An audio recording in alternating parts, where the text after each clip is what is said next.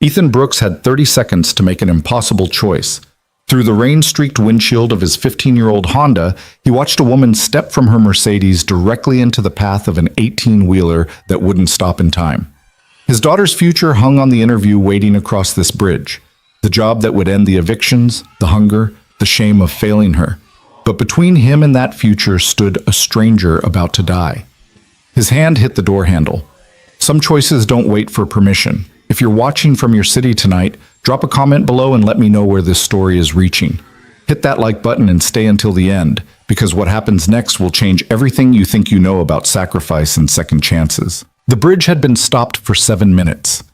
Ethan Brooks checked his phone for the 14th time, watching the interview appointment slip further into the past with each passing second. 10:47 a.m. He was supposed to be walking into Hale Industries' executive offices right now, freshly pressed resume in hand, ready to deliver the performance of his life. Instead, he sat trapped in gridlock on the Morrison Bridge, rain hammering against metal and glass, his entire future dissolving in the downpour.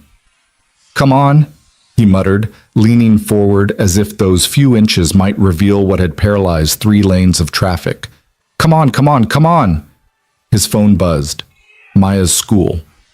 He declined the call. Whatever it was, it would have to wait. Everything had to wait for this interview. 6 months of applications, countless rejections, and finally, impossibly, Hale Industries had called him back. Operations manager, $85,000 a year. Benefits, stability, everything he and Maya desperately needed. The wiper scraped across the windshield in rhythmic desperation, and through the cleared arc of glass, Ethan caught movement ahead. Someone was getting out of their car. A woman in a gray business suit, stepping from a black Mercedes that probably cost more than he'd earned in the past 3 years combined. She stood beside her open door, phone pressed to her ear, gesturing with her free hand in obvious frustration. Ethan understood the feeling. He glanced at his dashboard clock. 10:48. The interview letter had specifically stated that tardiness would not be tolerated, that Hale Industries valued punctuality as a reflection of character. He'd set 3 alarms, laid out his only suit the night before, skipped breakfast to leave early. He'd done everything right, and the universe had responded with a traffic jam that might as well have been a brick wall. His phone buzzed again. Maya's school, persistent. He sent it to voicemail and immediately felt the familiar twist of guilt. Single parents weren't supposed to ignore calls from their child's school, but single parents also weren't supposed to miss interviews that could change everything. The woman ahead was still on her phone, pacing now beside her Mercedes. Even from this distance, Ethan could read the tension in her shoulders, the sharp movements that spoke of someone accustomed to problems that solved themselves when she demanded it. She probably had an assistant to call when traffic made her late, probably had a dozen job offers waiting, probably didn't know what it felt like to count pennies for school lunch money or explain to a 9-year-old why they were moving again. Thunder rolled overhead, and the rain intensified. Through the deluge, Ethan saw the traffic ahead begin to shift, not moving forward, just adjusting, compressing, as people tried to navigate around whatever obstacle had created this nightmare. Hope flickered. Maybe if the jam broke in the next few minutes, he could still make it. He could call from the parking garage, explain about the bridge, beg for just 5 minutes of their time. The truck appeared without warning. Later, Ethan would replay this moment countless times, trying to understand how he'd known. Maybe it was the sound, that diesel roar building too fast behind the white noise of rain. Maybe it was the way the other drivers suddenly went still, that animal awareness of danger that predates language. Or maybe it was simpler than that. Maybe he'd just looked up at exactly the wrong moment and seen what was about to happen with the clarity of inevitability. The 18-wheeler had been in the right lane, boxed in by gridlock like everyone else. But its driver had decided to use the shoulder to bypass the jam, building speed on that narrow strip of pavement meant for emergencies. 40 miles per hour. 50. The massive vehicle fishtailed slightly as it hit standing water, but the driver didn't slow. Couldn't slow, Ethan realized.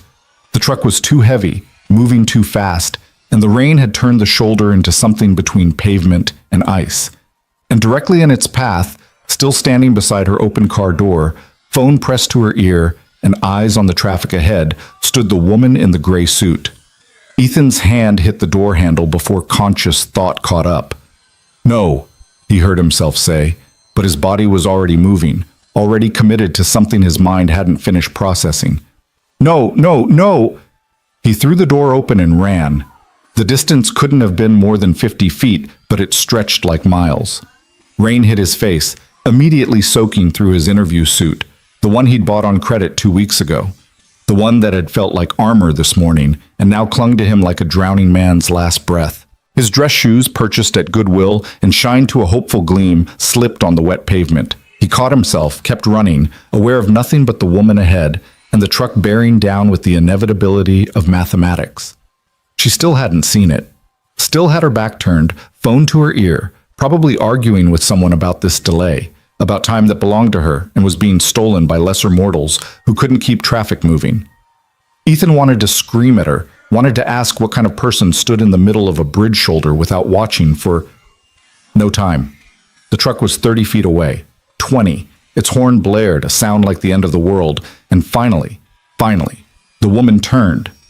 Ethan saw her face in that moment, saw the realization hit, saw her body begin the too slow process of trying to move while knowing it wouldn't be enough. He hit her like a linebacker, arms wrapping around her waist, momentum carrying them both away from the Mercedes and into the lane of stopped traffic. They went down hard, Ethan twisting at the last second to take the impact on his shoulder. Pain exploded through his body as they hit the pavement, skidding several feet in the rain-slicked street. The truck roared past where she'd been standing, so close Ethan felt the displaced air slap against his back. Metal shrieked as it clipped the Mercedes' open door, tearing it from its hinges and sending it spinning across 3 lanes like a playing card tossed by a giant's hand.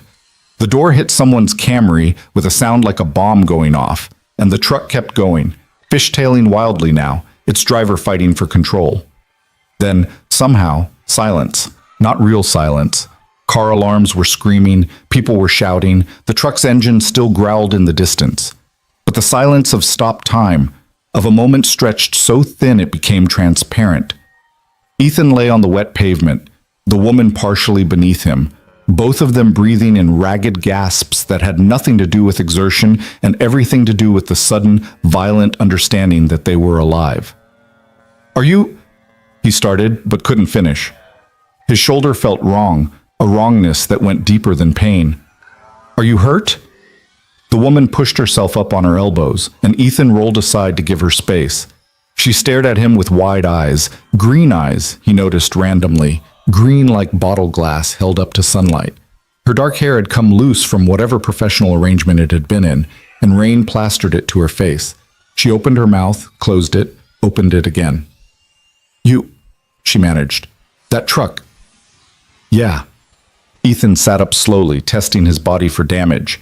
His shoulder screamed protest. His ribs didn't feel much better. When he touched his face, his hand came away red. "Yeah, that was close." People were getting out of their cars now, converging on them with that peculiar mix of concern and curiosity that accidents inspire. Someone was already on their phone, probably calling 911. Someone else had their camera out, because of course they did. Ethan had a dizzy thought about going viral, about Maya seeing her father tackle a stranger on the bridge, and almost laughed.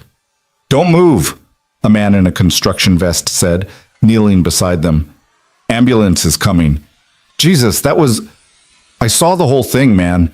You didn't even hesitate." Ethan looked down at his suit. The left shoulder was shredded, dark with blood and rain. His pants had torn at the knee, and through the gap he could see an ugly abrasion forming. The shoes were ruined, both of them, the Goodwill leather scuffed beyond any polish's ability to hide. His phone buzzed in his pocket. Somehow it had survived the impact. He pulled it out with a hand that shook slightly and saw the notification, one missed call from Hale Industries. Then, as he watched, a voicemail indicator appeared. 10:52 a.m. He'd missed it. After everything, the months of searching, the careful budgeting to afford the suit, the practiced answers to anticipated questions, the hope he'd barely let himself feel. He'd missed it. "Sir, you're bleeding pretty badly." A woman in scrubs had appeared, apparently a nurse or doctor stopped in the same traffic. She was examining his shoulder with professional concern. That truck's side mirror caught you when it went past. You're going to need stitches." "I'm fine," Ethan said automatically, then realized how stupid that sounded. He wasn't fine. He was bleeding on a bridge in a ruined suit with a shoulder that wouldn't move right and an interview he'd never make. I have to call." "You need to sit still," the nurse said firmly.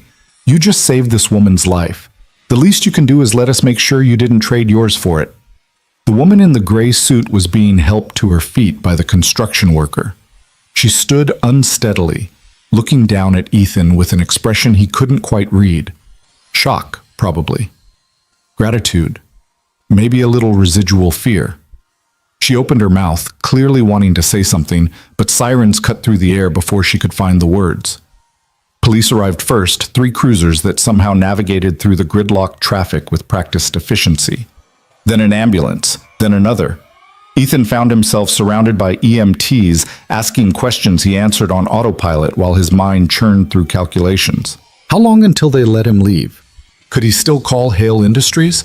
Would they even care that he'd been in an accident? Or would they simply move on to the next desperate candidate? "We need to transport both of you," one of the EMTs was saying. "Get you checked out properly. That shoulder needs immediate attention. And ma'am, we should run a full assessment." "No," the woman said. Her voice was stronger now, carrying an edge of authority that made the EMT pause. "I'm fine. I wasn't injured. He took the impact." She looked at Ethan, and something in her expression shifted. "What's your name?" "Ethan. Ethan Brooks." "Mr. Brooks." She said it like she was testing the weight of it. "I'm Victoria Hale."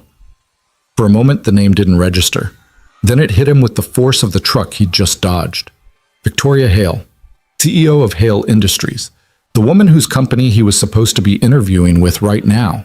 The woman whose HR department had sent him that rejection letter 6 months ago, and whose executive team had inexplicably called him back 2 weeks ago with a second chance. He just saved the CEO's life, and in the process, destroyed his only opportunity to work for her company.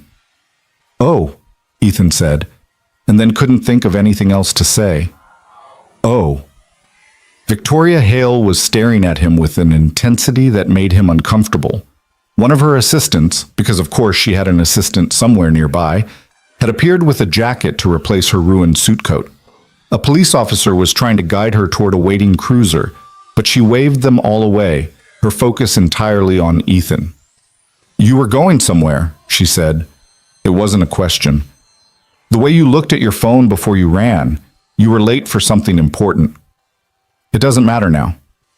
"It clearly does." She glanced at the officer. "Give us a moment." Then to Ethan, "Where were you going?" He almost laughed. The absurdity of it, sitting on the Morrison Bridge in a shredded suit, bleeding from a shoulder wound, explaining to Victoria Hale that he'd been rushing to interview for her company. But when he opened his mouth, what came out was simpler. "I had a job interview. Operations manager position at Hale Industries. 10:30 appointment." He pulled out his phone and showed her the email, somehow needing her to see proof that he wasn't making this up.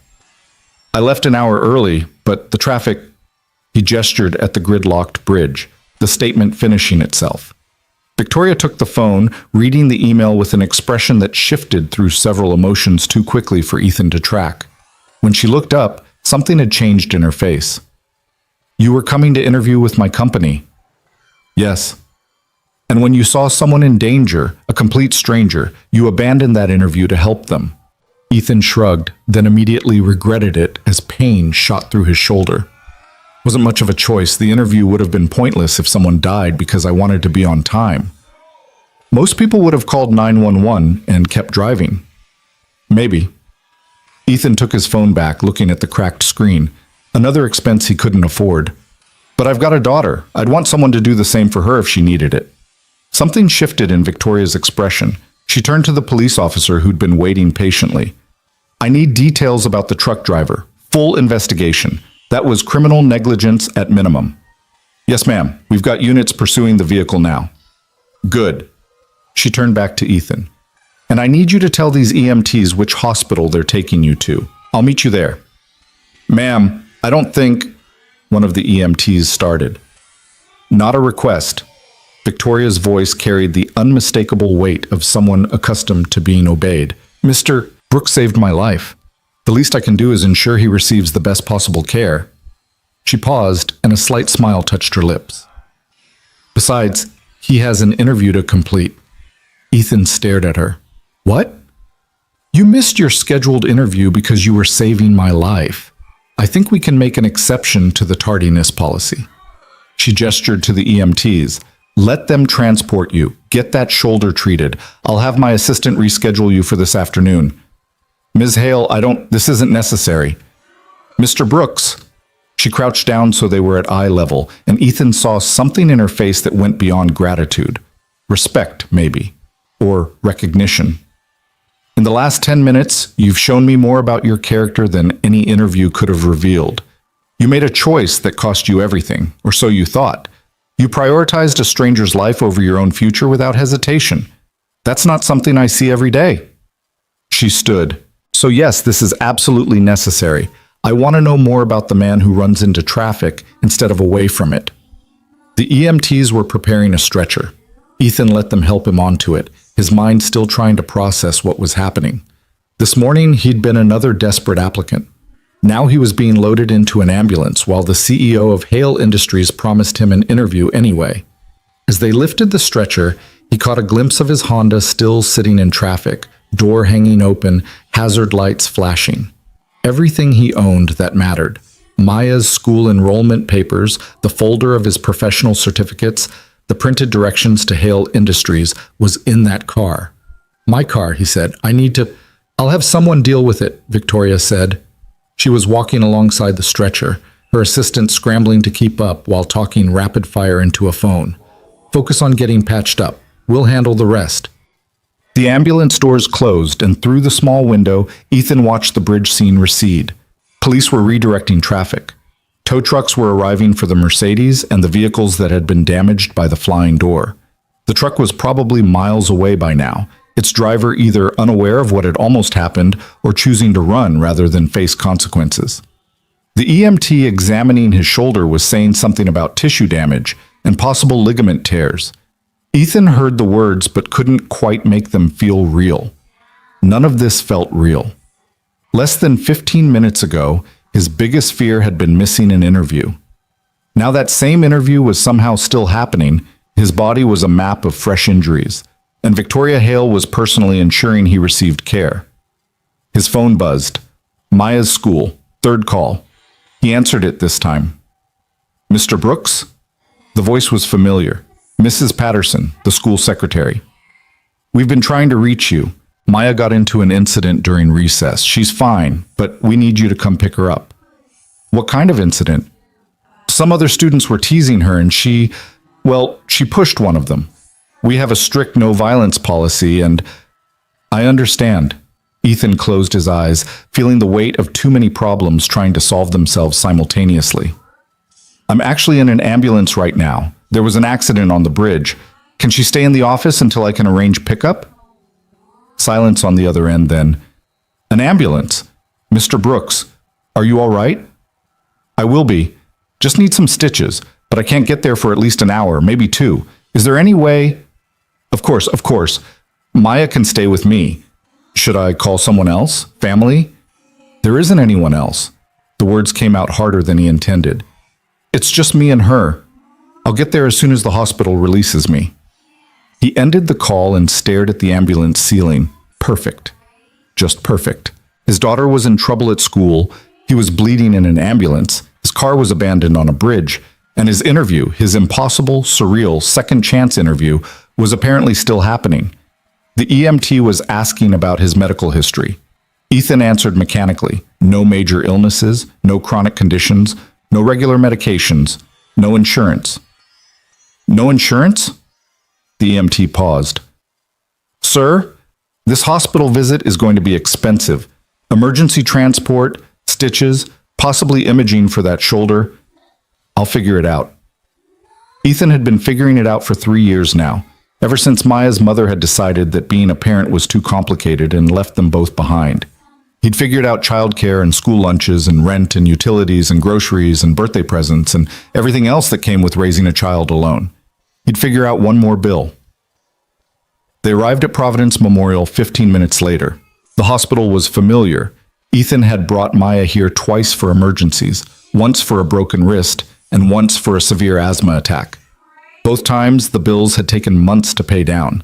This time would probably be worse. But as they wheeled him through the emergency room entrance, someone was already waiting. A woman in a crisp business suit, tablet in hand, approached with purposeful efficiency. "Mr. Brooks, I'm Jennifer Chen, Ms. Hale's executive assistant. She's asked me to ensure you receive the best possible care." Jennifer handed something to the registration nurse. "All expenses are covered by Hale Industries, whatever he needs." The nurse looked at the card Jennifer had provided, then at Ethan with new interest. "Right away, Ms. Chen. We'll get him into a treatment room immediately." "Wait." Ethan tried to sit up on the gurney. "I can't let your company pay for this. It's too much." Jennifer smiled. It was a professional smile, polite but firm. "Ms. Hale was quite clear about this, Mr. Brooks. You saved her life. This is the absolute minimum we can do in return. Please don't argue. You'll lose." She wasn't wrong. Within minutes, Ethan found himself in a private treatment room with a doctor examining his shoulder and a nurse cleaning the various cuts and abrasions that covered his face and arms. The doctor ordered x-rays, then an MRI to rule out ligament damage. Everything moved with swift efficiency that came from knowing someone important was paying attention. 45 minutes later, Ethan had 12 stitches in his shoulder, another 8 across his forehead, and a diagnosis of severe bruising but no permanent damage. The doctor prescribed pain medication and rest, both of which seemed laughable.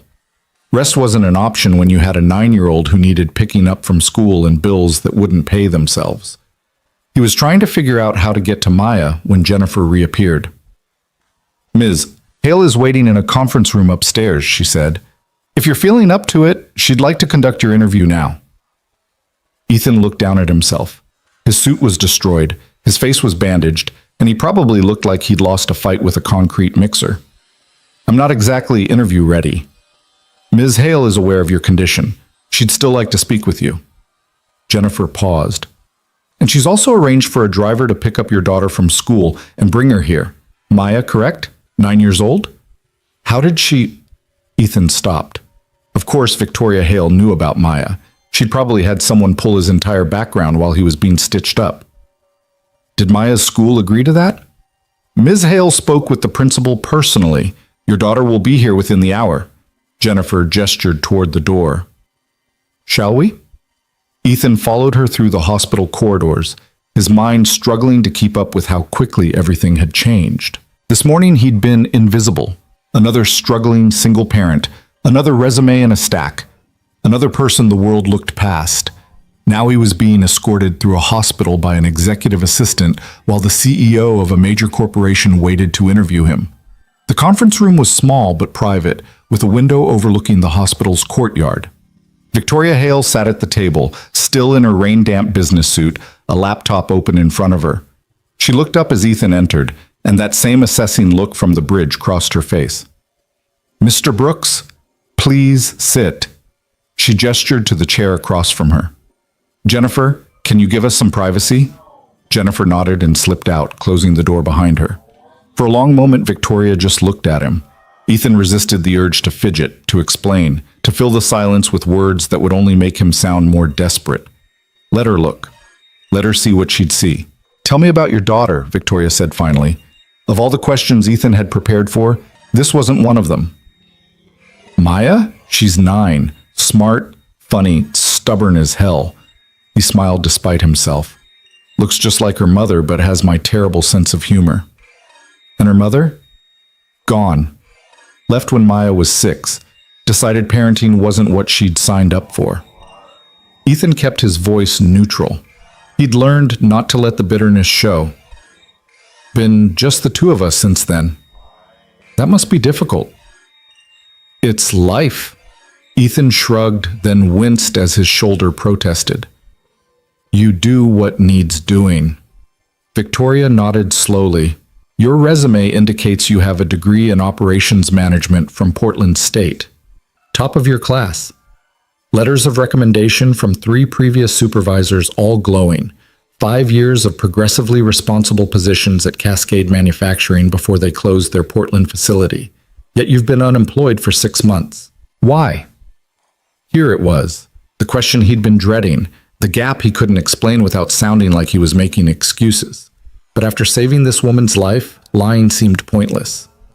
Because I need flexible hours, Ethan said. I need to be able to pick Maya up from school. I need to be available when she's sick. I need to put her first, and most companies see that as a liability. He met Victoria's eyes. So I kept applying anyway, taking rejection after rejection, because what else could I do? Give up. Let us end up homeless. I've got a kid depending on me. That means you keep trying even when it's pointless. And today? Running into traffic? That was also for Maya? No. Ethan shook his head. That was just, you were in danger. Someone needed help. The interview mattered, but not more than a life. Even though that interview represented everything you needed? Especially because of that. Ethan leaned forward, ignoring his protesting ribs. Ms. Haley, I can't teach my daughter that success matters more than doing the right thing. I can't show her that desperation is an excuse for walking past someone in trouble. She's watching everything I do, learning what kind of person to become. If I'd driven past you today, I'd have made it to this interview. And I'd have failed it anyway, because I'd have known exactly what kind of man I'd become. Victoria was quiet for a long time. Then she closed her laptop and stood, walking to the window. Rain still fell across the courtyard, lighter now, but persistent. My father built Hale Industries from nothing, she said. Started as a small manufacturing operation in a garage. Grew it into a multinational corporation through hard work and smart decisions. When he died 5 years ago, I inherited everything. The company, the responsibility, the pressure to maintain what he'd built. She turned back to Ethan. Do you know what he told me before he died? He said that character is the only thing you can't fake. Skills can be learned, experience can be gained, but integrity, real integrity, is either there or it isn't. Your father sounds like he was a wise man. He was also dying, which gave him clarity most of us don't have until it's too late. Victoria returned to her seat. This morning, I was late for a board meeting because my driver took a wrong turn. I was standing on that bridge, furious about the delay, ready to fire him over something that wasn't even entirely his fault. I was so focused on my own importance that I didn't even see the truck coming. Anyone would have been distracted. You weren't. Victoria cut him off gently. You were late for the most important interview of your life, and you still saw, still acted. That's not luck, Mr. Brooks. That's who you are when everything is at stake. Ethan didn't know what to say to that, so he said nothing. I'm going to offer you the operations manager position, Victoria continued, but not because you saved my life. I'm offering it because in those few seconds on the bridge, you demonstrated exactly the kind of judgment and character I need in my leadership team. Someone who makes the hard choice even when it costs them everything. Ms. Hale, the salary is $85,000, as posted. Benefits include full health insurance, retirement matching, and flexible scheduling to accommodate Maya's needs. Victoria pulled out a tablet and tapped a few keys. You'll start Monday. Jennifer will handle all the paperwork and help you find childcare options near our office. Any questions? Ethan's mind reeled. I don't understand. You haven't asked me anything about operations management, process improvement, supply chain logistics, any of the actual job requirements. I've read your resume. Your previous supervisors all say you're exceptional at the technical aspects of the work. What I needed to know was whether you're exceptional as a person. Victoria smiled slightly. You answered that question on a bridge in the rain. The rest is just details. People are going to say you only hired me because of what happened today. Let them say it. I know the truth. You know the truth. That's what matters. Victoria stood, extending her hand. Welcome to Hale Industries, Mr. Brooks. Try not to save my life again. I'd prefer to keep the heroics to a minimum going forward. Ethan stood and shook her hand, his grip firm despite the pain in his shoulder. I'll do my best, ma'am. Victoria, call me Victoria.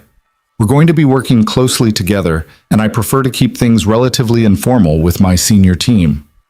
The door opened, and Jennifer appeared with a small figure behind her.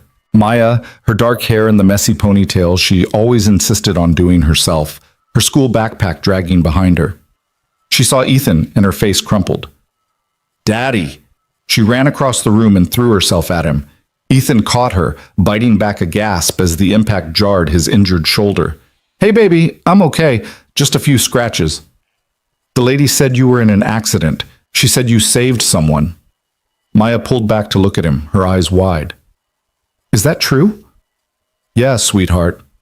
Someone needed help, so I helped them." Maya looked past him to Victoria. "Was it you? Did my dad save you?" Victoria knelt down so she was at Maya's eye level. "He did. Your father is a very brave man." "I know." Maya said it with the absolute certainty of a 9-year-old who had never doubted her parent. "He's the best dad ever. Even when other kids say mean things about us, he's still the best." Something shifted in Victoria's expression. "What kind of mean things?" Maya shrugged, suddenly uncomfortable. "Just stuff. About how we don't have a lot of money. About how we've moved a lot. About my mom not being around. But Daddy says people who judge others without knowing their story aren't worth listening to." "Your daddy is very right." Victoria stood, and when she looked at Ethan again, there was something new in her eyes. Understanding, perhaps. Or solidarity. "Maya, how would you like to see where your dad is going to be working? We have a really amazing cafeteria with ice cream." Maya's face lit up. "Really? Daddy, can we?" Ethan opened his mouth to protest. He was bandaged, exhausted, and had just accepted a job he still wasn't entirely sure was real. But Victoria was already heading for the door, and Maya was tugging at his hand with that unstoppable enthusiasm children deploy when ice cream is mentioned. "Come on," Victoria said. "Let me show you both what you've just become a part of." They left the hospital in Victoria's car, a different Mercedes, this one provided by her security team after the bridge incident. The driver was professional and silent, navigating through afternoon traffic with practiced efficiency. Maya pressed her nose to the window, pointing out landmarks she recognized, her earlier troubles at school apparently forgotten. Hale Industries' headquarters was a gleaming structure of glass and steel in Portland's downtown district. As they pulled into the underground garage, Ethan felt that familiar twist of inadequacy. This was where he'd be working. This temple of corporate success where his ruined Goodwill suit and battered Honda would stand out like graffiti on a cathedral wall. "Stop that," Victoria said quietly. Ethan looked at her, startled. "Stop what?" "Whatever you're thinking right now, that you don't belong here, that you're not good enough, stop it." She waited until he met her eyes. "You just proved you are exactly the kind of person who belongs here. Don't let imposter syndrome steal what you've earned." They took a private elevator to the top floor. The executive level was all open spaces and modern furniture, with floor-to-ceiling windows offering views of the city. Employees they passed did double takes at seeing their CEO in rain-damaged clothes with bandages on her face, escorting a similarly disheveled stranger and a 9-year-old girl. The cafeteria Victoria led them to was indeed impressive, more like a high-end restaurant than a workplace dining area. Maya's eyes went wide at the ice cream bar, and Ethan found himself nodding permission before she even asked. While Maya loaded a bowl with enough ice cream to constitute a meal, Victoria guided Ethan to a quiet table by the windows. "You're going to face resistance," she said without preamble. "Some of my senior managers have been here for decades. They're not going to understand why I hired someone directly, especially not someone who's been out of work for 6 months. They'll question your qualifications, your experience, your right to be here." "I know. Do you?" Victoria leaned forward. "I'm not talking about casual skepticism. I'm talking about active sabotage.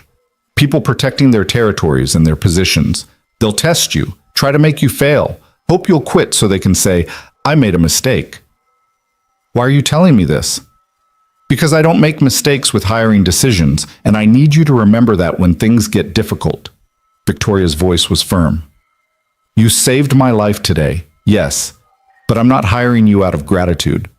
I'm hiring you because in a crisis, you made a choice that revealed your character. That kind of integrity is rare. I need it on my team, and I won't let anyone drive you away." Maya returned with her ice cream bowl, climbing into the chair next to Ethan. She took a huge bite and immediately winced. Brain freeze? Ethan couldn't help but smile.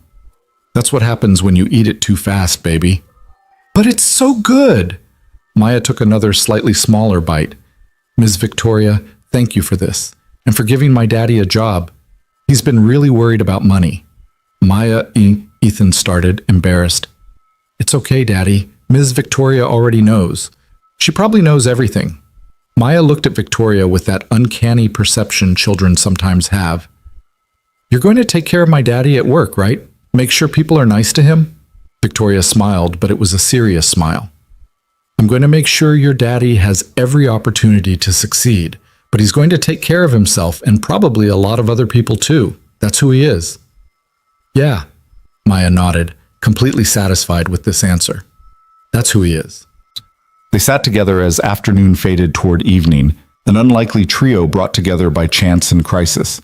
Outside the windows, Portland stretched away in every direction, rain-washed and gleaming. Somewhere out there was Ethan's abandoned Honda. Somewhere was the apartment they'd probably have to leave soon. Somewhere was the future he'd thought was lost this morning on the bridge. But here, in this moment, Ethan felt something he hadn't felt in a very long time. Possibility. Not certainty. He wasn't naive enough to think this job would solve everything, but possibility was enough. Possibility was what you built from when everything else was gone. His phone buzzed. A text from Jennifer. All paperwork ready for Monday. You're officially in the system. Welcome to Hale Industries. Ethan looked at Maya, happily working through her mountain of ice cream. He looked at Victoria, already back on her phone, but still present, still here. He looked at his bandaged hands and thought about the choice he'd made on the bridge. Some choices cost everything. And sometimes, if you're lucky, they give you back more than you ever knew to ask for. The storm was ending. Through the cafeteria windows, Ethan could see patches of blue breaking through the clouds. It felt like an omen, though he didn't believe in omens. He believed in showing up, in doing the work, in protecting the people who mattered, and helping the ones who needed it. Everything else was just details. Daddy? Maya's voice pulled him back. What are you thinking about? Ethan smiled and ruffled her hair. Just thinking that maybe we're going to be okay, baby. Maybe we're finally going to be okay. Maya grinned, her mouth ringed with chocolate ice cream. I already knew that. You're my dad. We're always okay. Out of the mouths of children, Ethan thought. Out of the mouths of children. Monday morning arrived with the kind of nervous energy that made Ethan's coffee taste like metal. He stood in front of the bathroom mirror at 5:30 a.m., adjusting a tie he'd borrowed from the Goodwill store manager. A kindness extended after Ethan had explained his situation. The suit was new, purchased with an advance Victoria's assistant had quietly arranged, but it still felt like costume armor over skin that didn't quite fit the role yet. You look handsome, Daddy. Maya appeared in the doorway, still in her pajamas, clutching the stuffed elephant she'd had since she was 3. You're supposed to be sleeping, baby. I wanted to see you before your first day. She patted across the cold bathroom tile and wrapped her arms around his waist. Are you scared? Ethan knelt down so they were eye level, recognizing the question for what it really was. Maya asking if she should be scared. A little nervous, maybe, but that's normal when you start something new. It means you care about doing it right. Will the people there be nice to you? He thought about Victoria's warning about the resistance she'd promised was coming. Some will be. Some might not be at first. But that's okay. We can't control how other people act, only how we respond. Maya considered this with the seriousness she brought to important matters. Like when Brittany made fun of my shoes at school? Exactly like that. You held your head up and didn't let her make you feel small. Ethan smoothed her hair back. That's what I'm going to do too. But you pushed her when she wouldn't stop. Maya's voice was quiet. That's why I got in trouble. I know, sweetheart. And we talked about that. Using our hands isn't the answer, even when we're frustrated. But standing up for yourself, that's always right. You just have to find better ways to do it. With words? With words. With walking away, with telling a teacher. Ethan kissed her forehead. The hard part is staying calm when someone's trying to make you angry. That takes more strength than pushing back. Maya nodded slowly, processing. Will you stay calm today? even if people are mean. I'll do my best. He stood, checking his reflection one more time. The stitches on his forehead were still visible, dark threads against healing skin. His shoulder ached despite the pain medication. He looked like exactly what he was, someone who'd been through something and was still standing. Now go back to bed. Mrs. Chen is going to pick you up for school at 7:30. I like Mrs. Chen. She let me have 2 cookies yesterday. Don't get used to it. 1 cookie is the rule. Maya giggled and scampered back to her room. Ethan listened to her feet padding down the hallway, the sound of her door closing, and felt the weight of everything settle on his shoulders. This job wasn't just about him anymore. It was about proving to Maya that hard work mattered, that integrity led somewhere, that the world occasionally rewarded doing the right thing. He couldn't afford to fail. The drive to Hale Industries took 40 minutes in early morning traffic. Ethan's Honda made concerning noises that suggested expensive repairs in his near future, but he pushed the thought aside. One problem at a time. He'd learned that lesson well over the past 3 years. You couldn't fix everything at once, so you fixed what you could and accepted what you couldn't. The parking garage felt different in morning light, full of expensive cars that made his Honda look like it had wandered in from another decade. Ethan found a spot in the back corner, as far from the entrance as possible, and sat for a moment with his hands on the wheel. "You can do this," he said aloud. "You've done harder things. You've kept Maya fed and housed and happy. This is just a job." But it wasn't just a job, and he knew it. This was stability, security, the ability to stop choosing between groceries and rent. This was everything he'd been fighting for since the day Maya's mother had left them both behind. The elevator to the executive floor felt impossibly fast, his stomach dropping as they rose. When the doors opened, he was greeted by Jennifer Chen, Victoria's assistant, looking immaculate in a navy suit. "Mr. Brooks, perfect timing. Let me show you to your office." She led him down a corridor lined with glass-walled spaces, each occupied by people already deep in work despite the early hour. "You'll be working primarily with our operations division, reporting directly to Ms. Hale. Your team consists of 12 people across 3 departments: manufacturing oversight, supply chain logistics, and quality assurance." 12 people reporting to me? Ethan had managed teams before, but never at this scale. Initially, yes. Ms. Hale has plans to expand your scope once you're settled. Jennifer stopped at a corner office with windows overlooking the river. "This is yours." The space was larger than Ethan's entire apartment, a desk of dark wood, chairs that looked like they cost more than his car, bookshelves waiting to be filled. Through the windows, Portland stretched away toward the mountains, morning light turning the river to molten gold. "This can't be right," Ethan said. "Operations managers don't get corner offices." "Ms. Hale's operations managers do." Jennifer set a tablet on his desk. "Your login credentials, security access, and first week's schedule are all here. You have a team meeting at 9, lunch with department heads at noon, and a one-on-one with Ms. Hale at 3. Questions? About 1,000, but Ethan settled for, "Where's the cafeteria?" Jennifer smiled. 6th floor. Coffee is free, everything else is subsidized. Don't skip lunch, you'll need the energy. She paused at the door. "And Mr. Brooks? Most people here are good at their jobs, but not all of them are good people. Learn to tell the difference quickly." Then she was gone, leaving Ethan alone in an office that felt like it belonged to someone else. He sat carefully in the chair. It was ergonomic, expensive, the kind that adjusted in 6 different directions, and looked at the empty bookshelves. 3 years ago, he'd had an office half this size at Cascade Manufacturing. He'd filled those shelves with industry manuals, process improvement texts, photos of Maya at various ages. Then the plant had closed, and all of it had gone into boxes that eventually ended up in storage units he couldn't afford to maintain. He'd lost most of it when he'd missed 3 months of payments. Starting over, he'd learned, meant rebuilding from nothing every time. His computer chimed, an email notification. The sender was someone named Richard Fordham, Senior VP of Operations. The subject line read, "Welcome to the team." Ethan opened it, expecting a standard greeting. What he got was considerably less warm. "Brooks, heard you're the new operations manager. Interesting hire. Most people work their way up to positions like this over decades. You must have made quite an impression. Looking forward to seeing what you bring to the table. We have high standards here. Let's hope you can meet them. Richard Fordham, Senior VP of Operations. The message was polite on the surface, but carried an unmistakable edge. Ethan had encountered men like Richard before, corporate veterans who viewed every newcomer as a threat or an incompetent until proven otherwise. Sometimes both. Another email arrived, this one from someone named Patricia Chen, no relation to Jennifer apparently, inviting him to the 9 a.m. team meeting. Then another from Marcus Webb in Quality Assurance, asking if they could schedule time to discuss operational protocols. Then 3 more, each with that same careful politeness that masked judgment.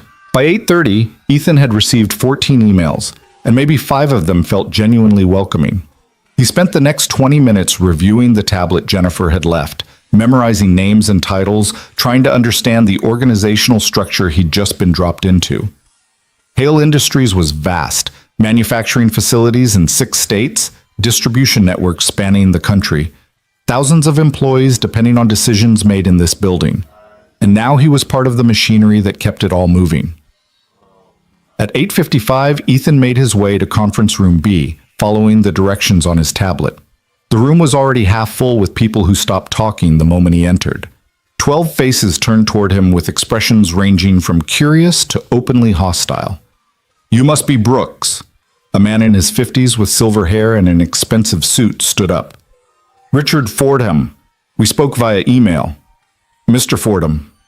Ethan shook his hand, noting the grip that was just slightly too firm, the eye contact that lasted just slightly too long. Territory marking, pure and simple.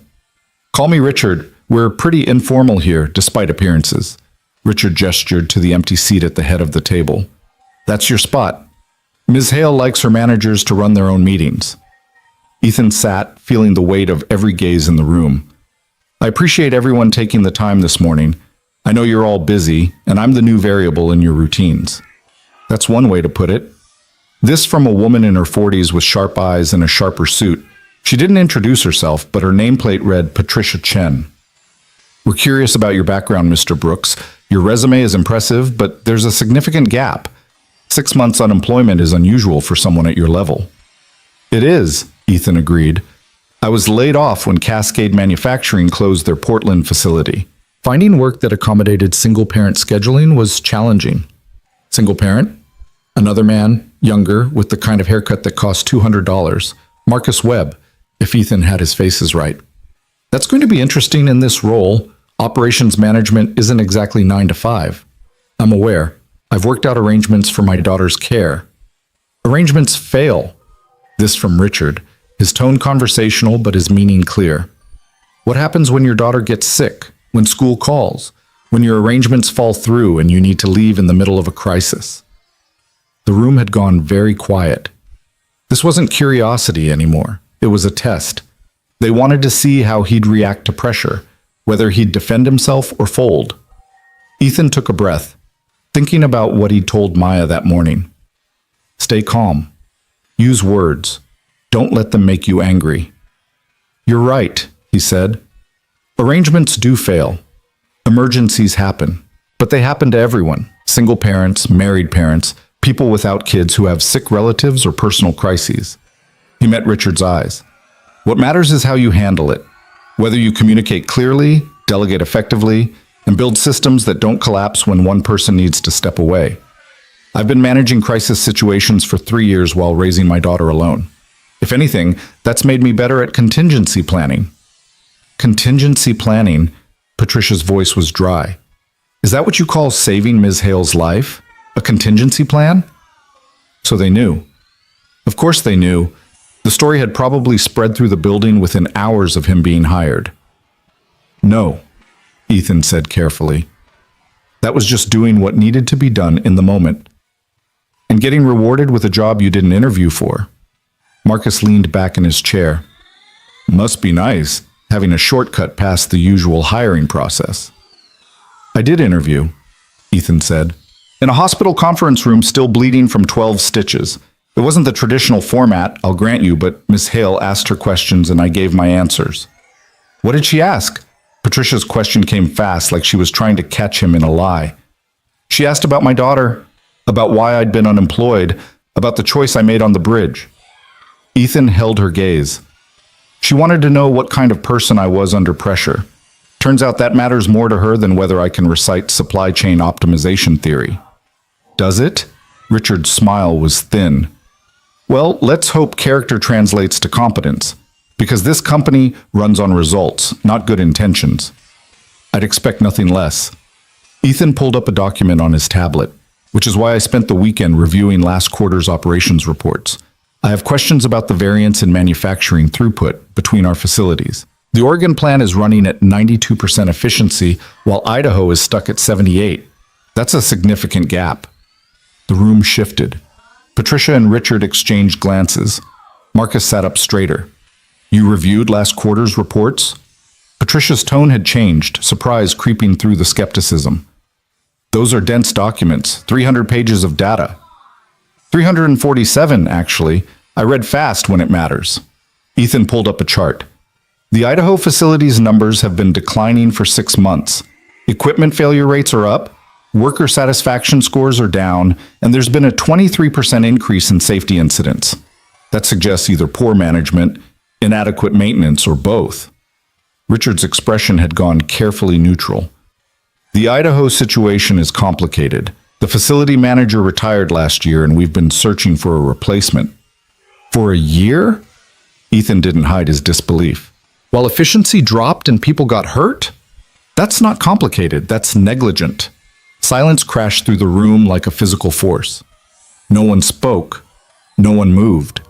Ethan realized he'd just called out senior leadership for what was essentially a failure, and he was barely 2 hours into his first day. But he'd also spent 3 years watching Maya learn to stand up for herself, teaching her that speaking truth mattered even when it was uncomfortable. If he wanted her to believe that, he had to live it. You're not wrong. The voice came from the doorway. Victoria Hale stepped into the room, her presence immediately commanding attention. The Idaho situation is exactly what Mr. Brooks described. Negligence dressed up as complexity, which is why he's going there next week to fix it. Victoria. Richard stood. I didn't realize you'd be joining us. I wasn't planning to, but I wanted to see how Mr. Brooks' first meeting went. Victoria's smile was pleasant, but her eyes were steel. Sounds like he's already identified problems some of you have been ignoring for months. We've been aware of Idaho's challenges, Patricia said carefully. We just haven't had the resources to... You've had the resources. You haven't had the will. Victoria took a seat at the table. Mr. Brooks, tell me what you do about Idaho. Ethan felt every eye on him again, but this time it was different. Victoria wasn't testing him. She was giving him a platform. The question was whether he was ready to use it. I'd start with the data, he said. Interview workers, review maintenance logs, assess equipment condition. Find out what's actually causing the efficiency drop.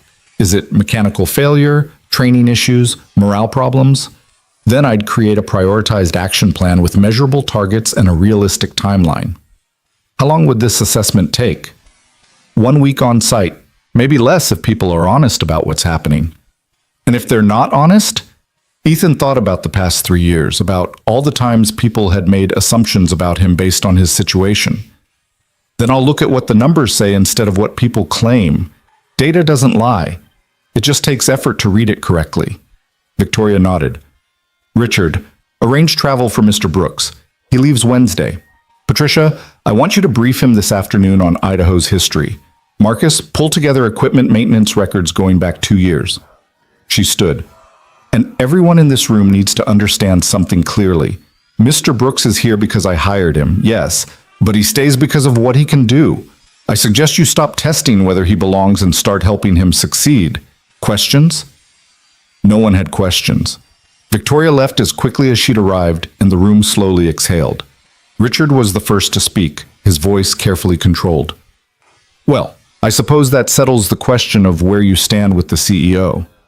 It settles that she expects results, Ethan said. Same as she expects from all of you. I'm not here to make enemies or prove superiority. I'm here to do a job. If you want to help, great. If not, stay out of my way and let me work. Patricia's expression shifted.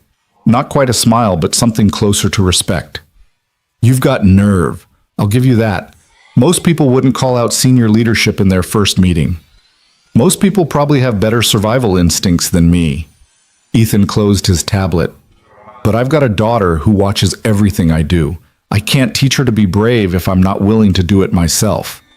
Marcus laughed, actually laughed, the tension breaking like glass. Fair enough. Look, Brooks, you're right about Idaho. We all knew it was a problem. We just didn't know how to fix it without making it a bigger mess. Maybe that's because you were thinking about it wrong, Ethan said. Sometimes the biggest messes require the simplest solutions. Show up, listen, fix what's broken. Not everything needs a committee or a strategic plan. Some things just need someone willing to do the work. The meeting wrapped up 20 minutes later with more cooperation than Ethan had expected. Patricia actually shook his hand on the way out, and Marcus offered to grab coffee sometime. Richard remained distant but no longer openly hostile. Progress, Ethan thought. Small, tentative progress.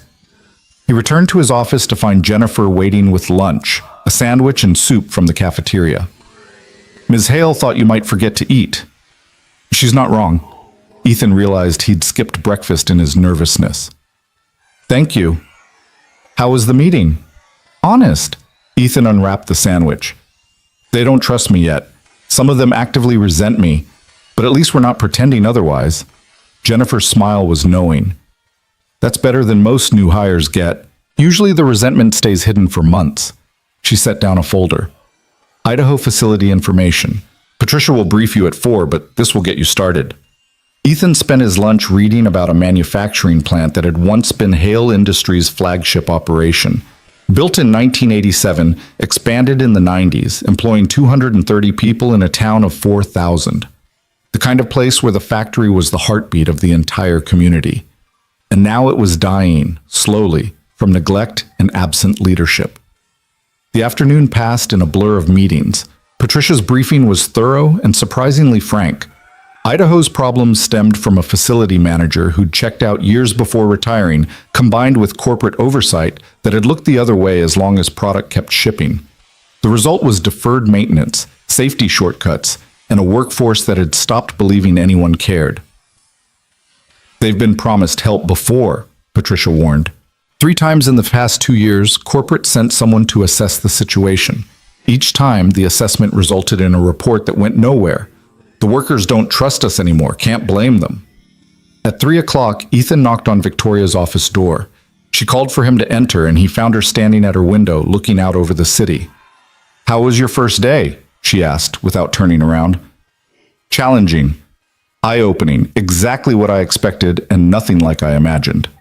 Ethan joined her at the window. Your team is talented but cautious. They're waiting for me to fail. Some of them are hoping you'll fail. I know. Does that bother you? Ethan considered the question. It bothers me that they're wasting energy on hoping instead of working. But their opinion of me isn't something I can control. All I can do is show up and do the job. Victoria turned to face him. The Idaho facility is a test.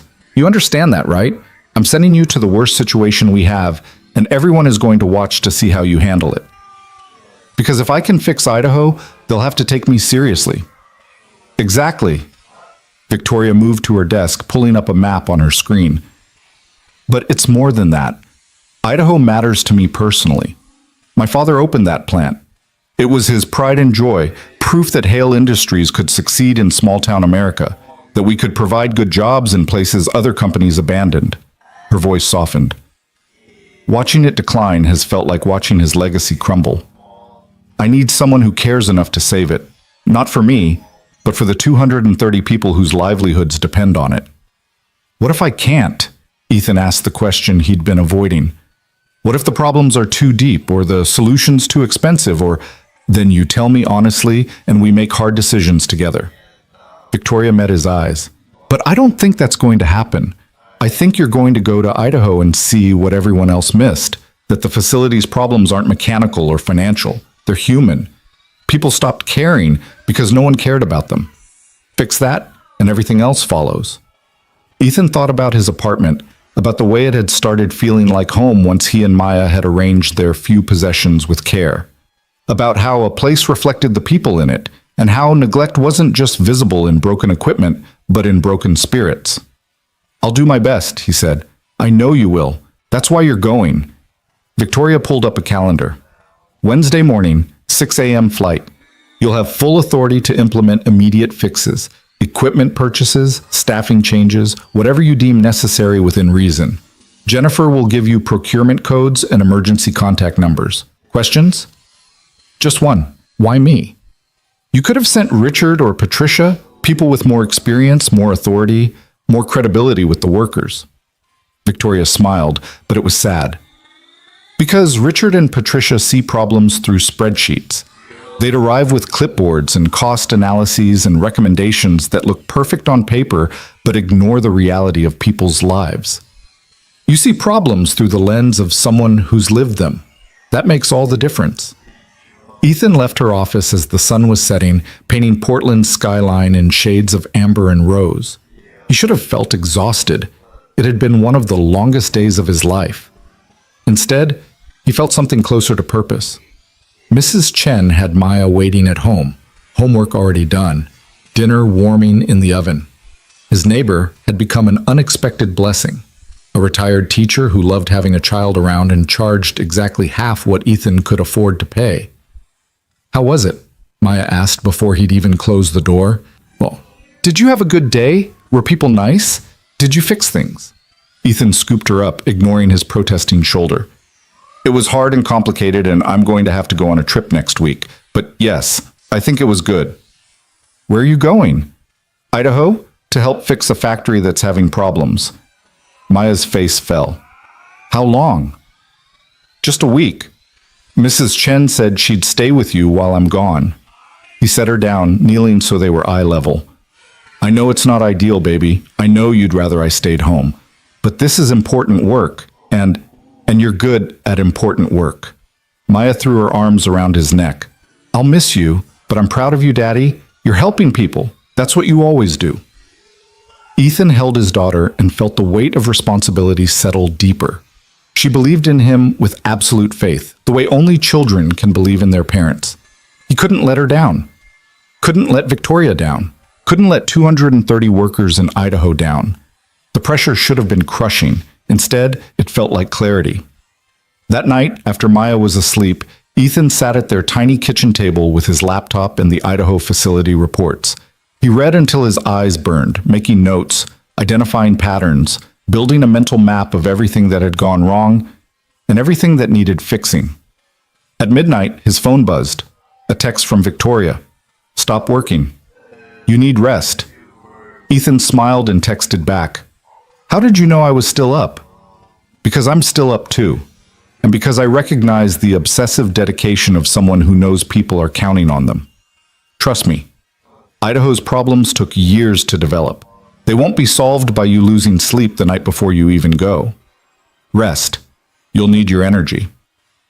He closed the laptop and looked around their small apartment. The furniture was secondhand, the walls were dingy, and the carpet had stains that wouldn't come out no matter how hard he scrubbed. But it was theirs. It was home. And if he succeeded at Idaho, maybe, just maybe, they could afford something better, something stable, something that didn't require choosing between heat and groceries. Ethan thought about the bridge, about the choice he'd made in rain and traffic, how it had felt like losing everything but had instead opened doors he never knew existed, how sometimes the right decision looked like destruction until enough time passed to see what it had actually built. Wednesday morning would come fast. Idaho waited. 230 people who'd stopped believing anyone cared about them needed someone to prove them wrong. He could do this. He had to do this. Because Maya was watching and Victoria was trusting him, and somewhere in Idaho people were going to work in a failing factory wondering if anyone was coming to help. The answer was yes. Someone was coming. Someone who knew what it felt like to be overlooked and counted out. Someone who understood that the hardest problems weren't solved with spreadsheets and strategies, but with showing up and caring enough to do the difficult work. Ethan Brooks was coming to Idaho, and nothing was going to be the same after he arrived. The Idaho facility looked worse than the reports had suggested. Ethan stood in the parking lot at 7 a.m. on a Thursday morning, having driven from the airport through country roads that wound past farmland and scattered houses, and stared at what was supposed to be Hale Industries' flagship manufacturing plant. The building itself was solid, red brick and steel, built to last, but everything around it spoke of slow decay. Cracked pavement in the parking lot, weeds growing through the cracks, faded paint on the loading docks. A sign near the entrance that read, "Safety First," with 2 of the letters missing. This was what happened when people stopped caring, when corporate offices and gleaming towers decided that some problems were too distant to matter. Ethan grabbed his briefcase and walked toward the main entrance, his breath visible in the cold morning air. Inside, the reception area was clean but tired, furniture from the 90s, walls that needed fresh paint, a coffee maker that had seen better decades. A woman in her 50s sat behind the desk, looking up with the weary expression of someone who'd seen too many corporate visitors promise change that never came. "Help you?" she asked without enthusiasm. "Ethan Brooks.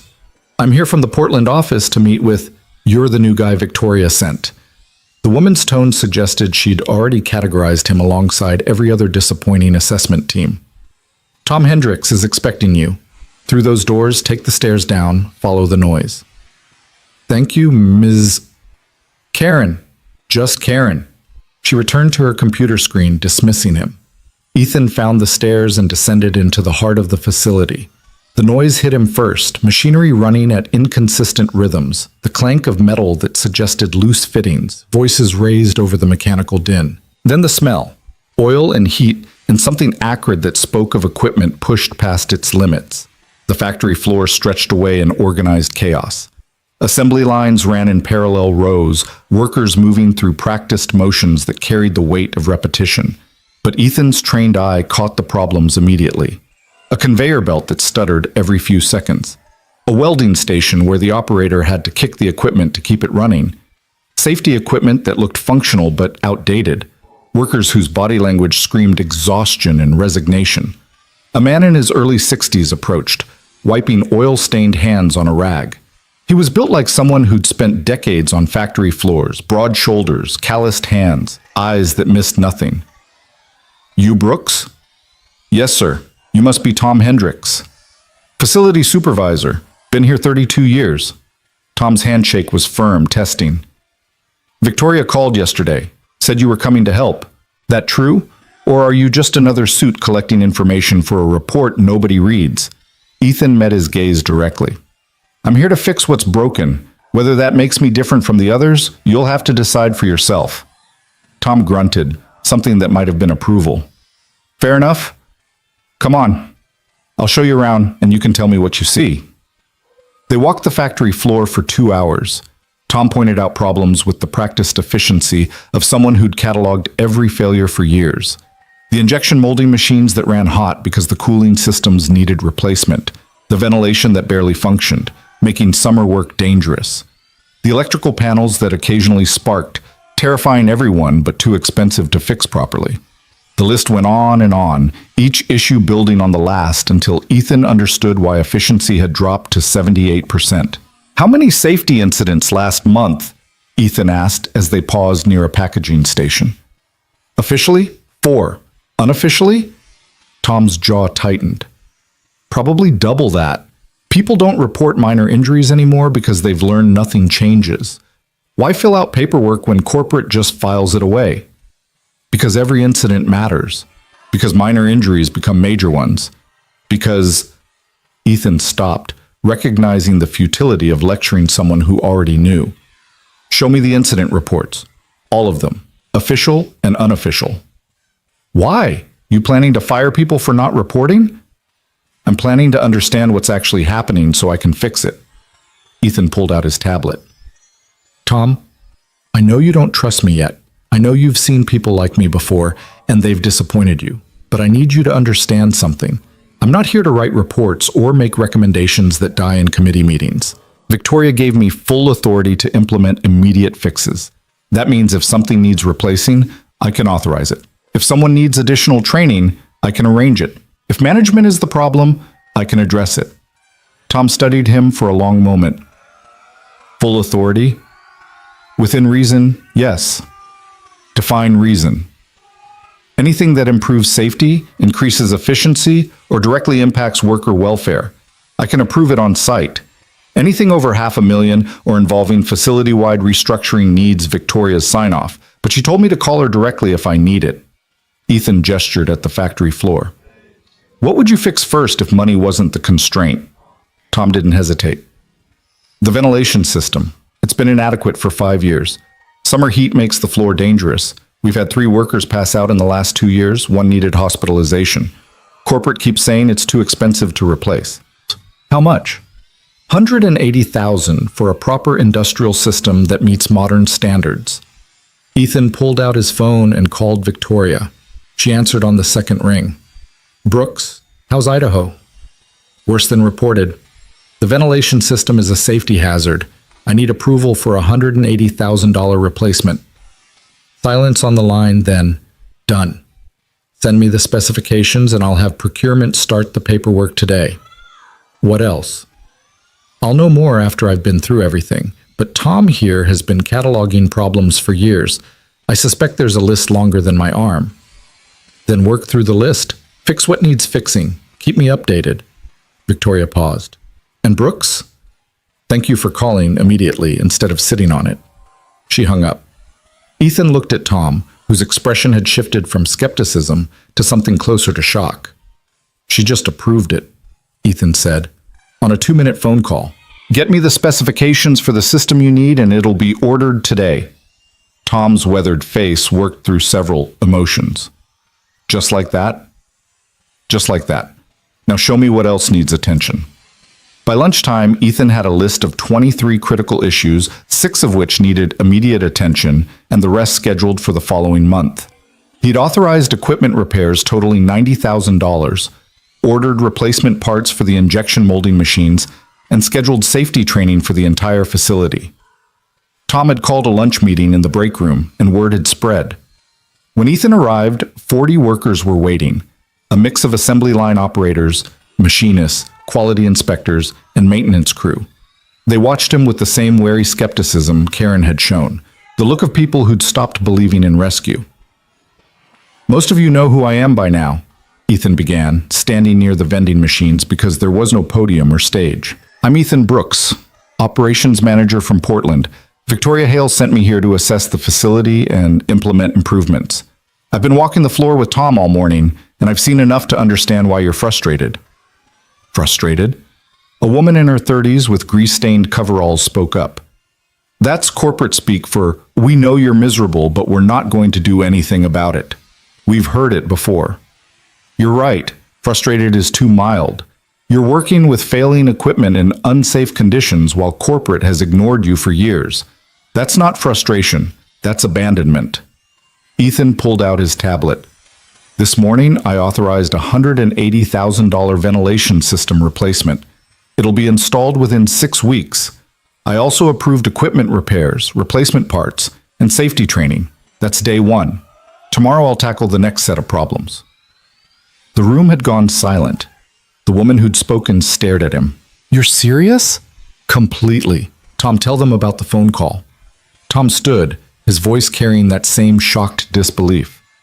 He called Victoria Hale directly, explained the ventilation problem. She approved the expense in 2 minutes. No committee, no review process, no bureaucratic runaround. Just done. Murmurs rippled through the crowd. A young man in the back raised his hand. What about the conveyor system? Line 3 has been running rough for 8 months. Added to the list, maintenance team will assess it this afternoon, and if it needs replacement rather than repair, I'll authorize it. Ethan looked around the room. Here's what I need you to understand. I'm not here to tour the facility and leave.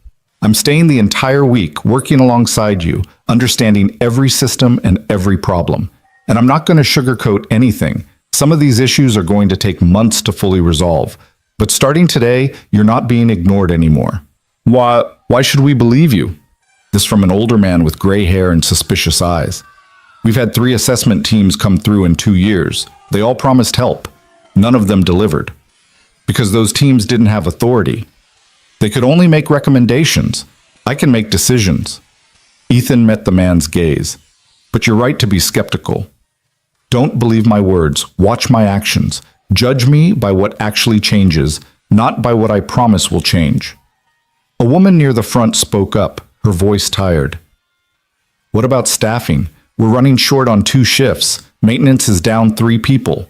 Quality assurance lost 2 inspectors last month. You going to fix that too? How many positions are vacant? Tom consulted a clipboard. 7 across all departments. HR has been searching for candidates for 6 months.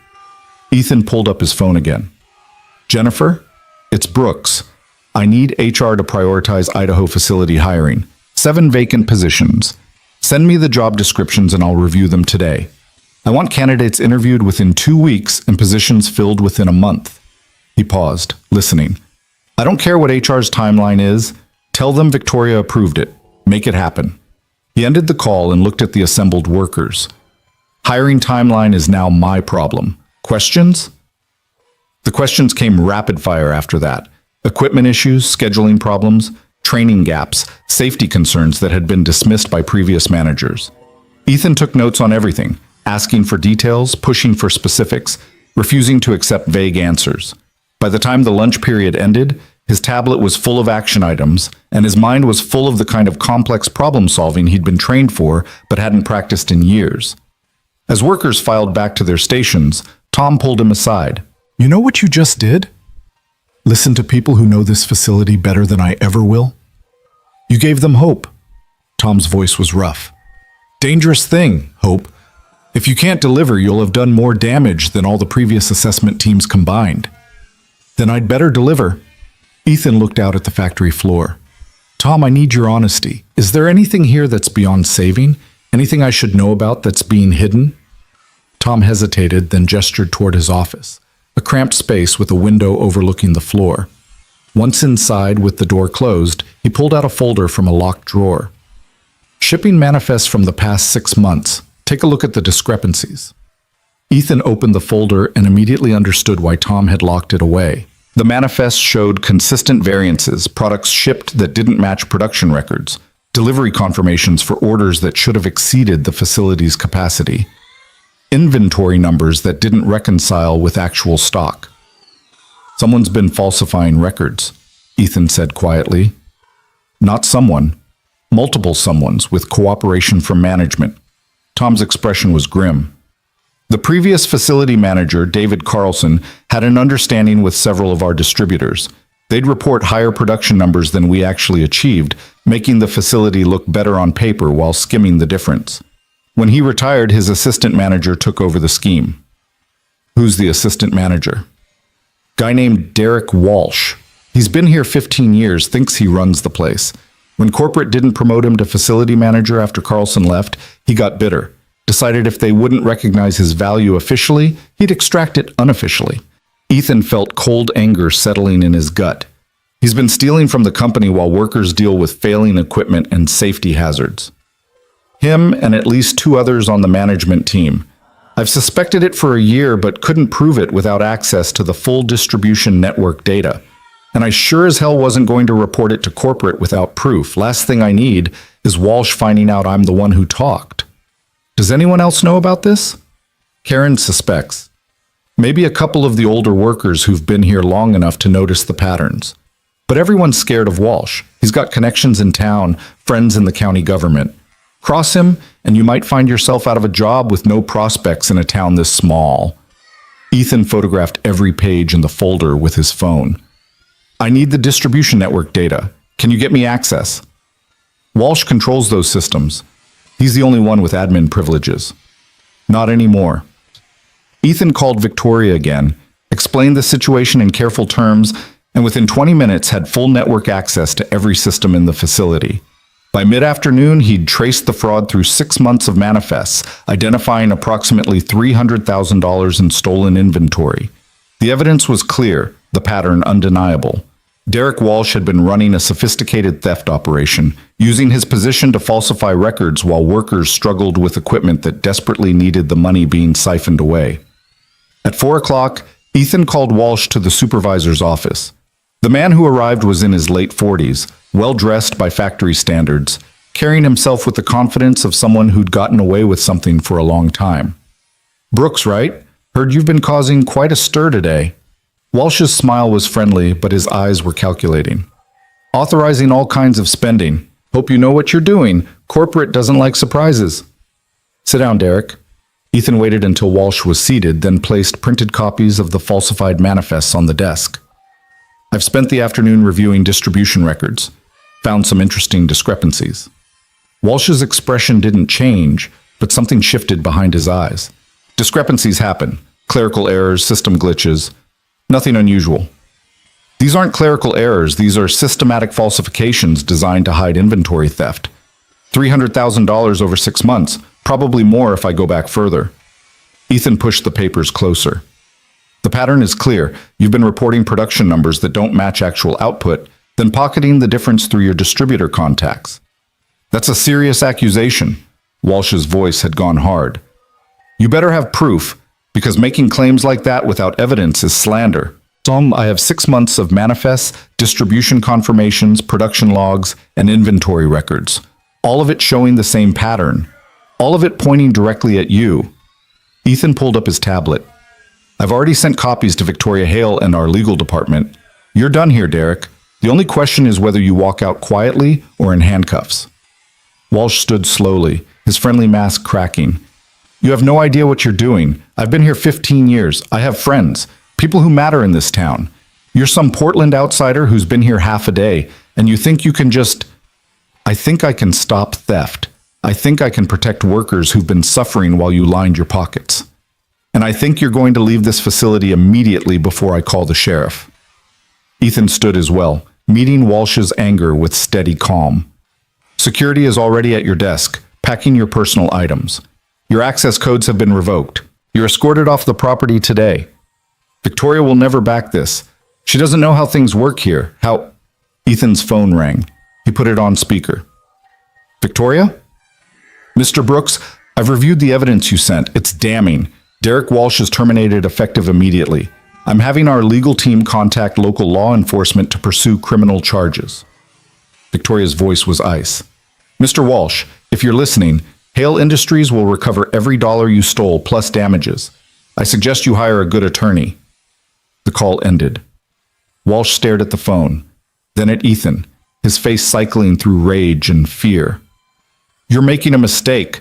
This facility runs because of relationships I've built. Without me, without you, this facility gets honest management and equipment that actually works.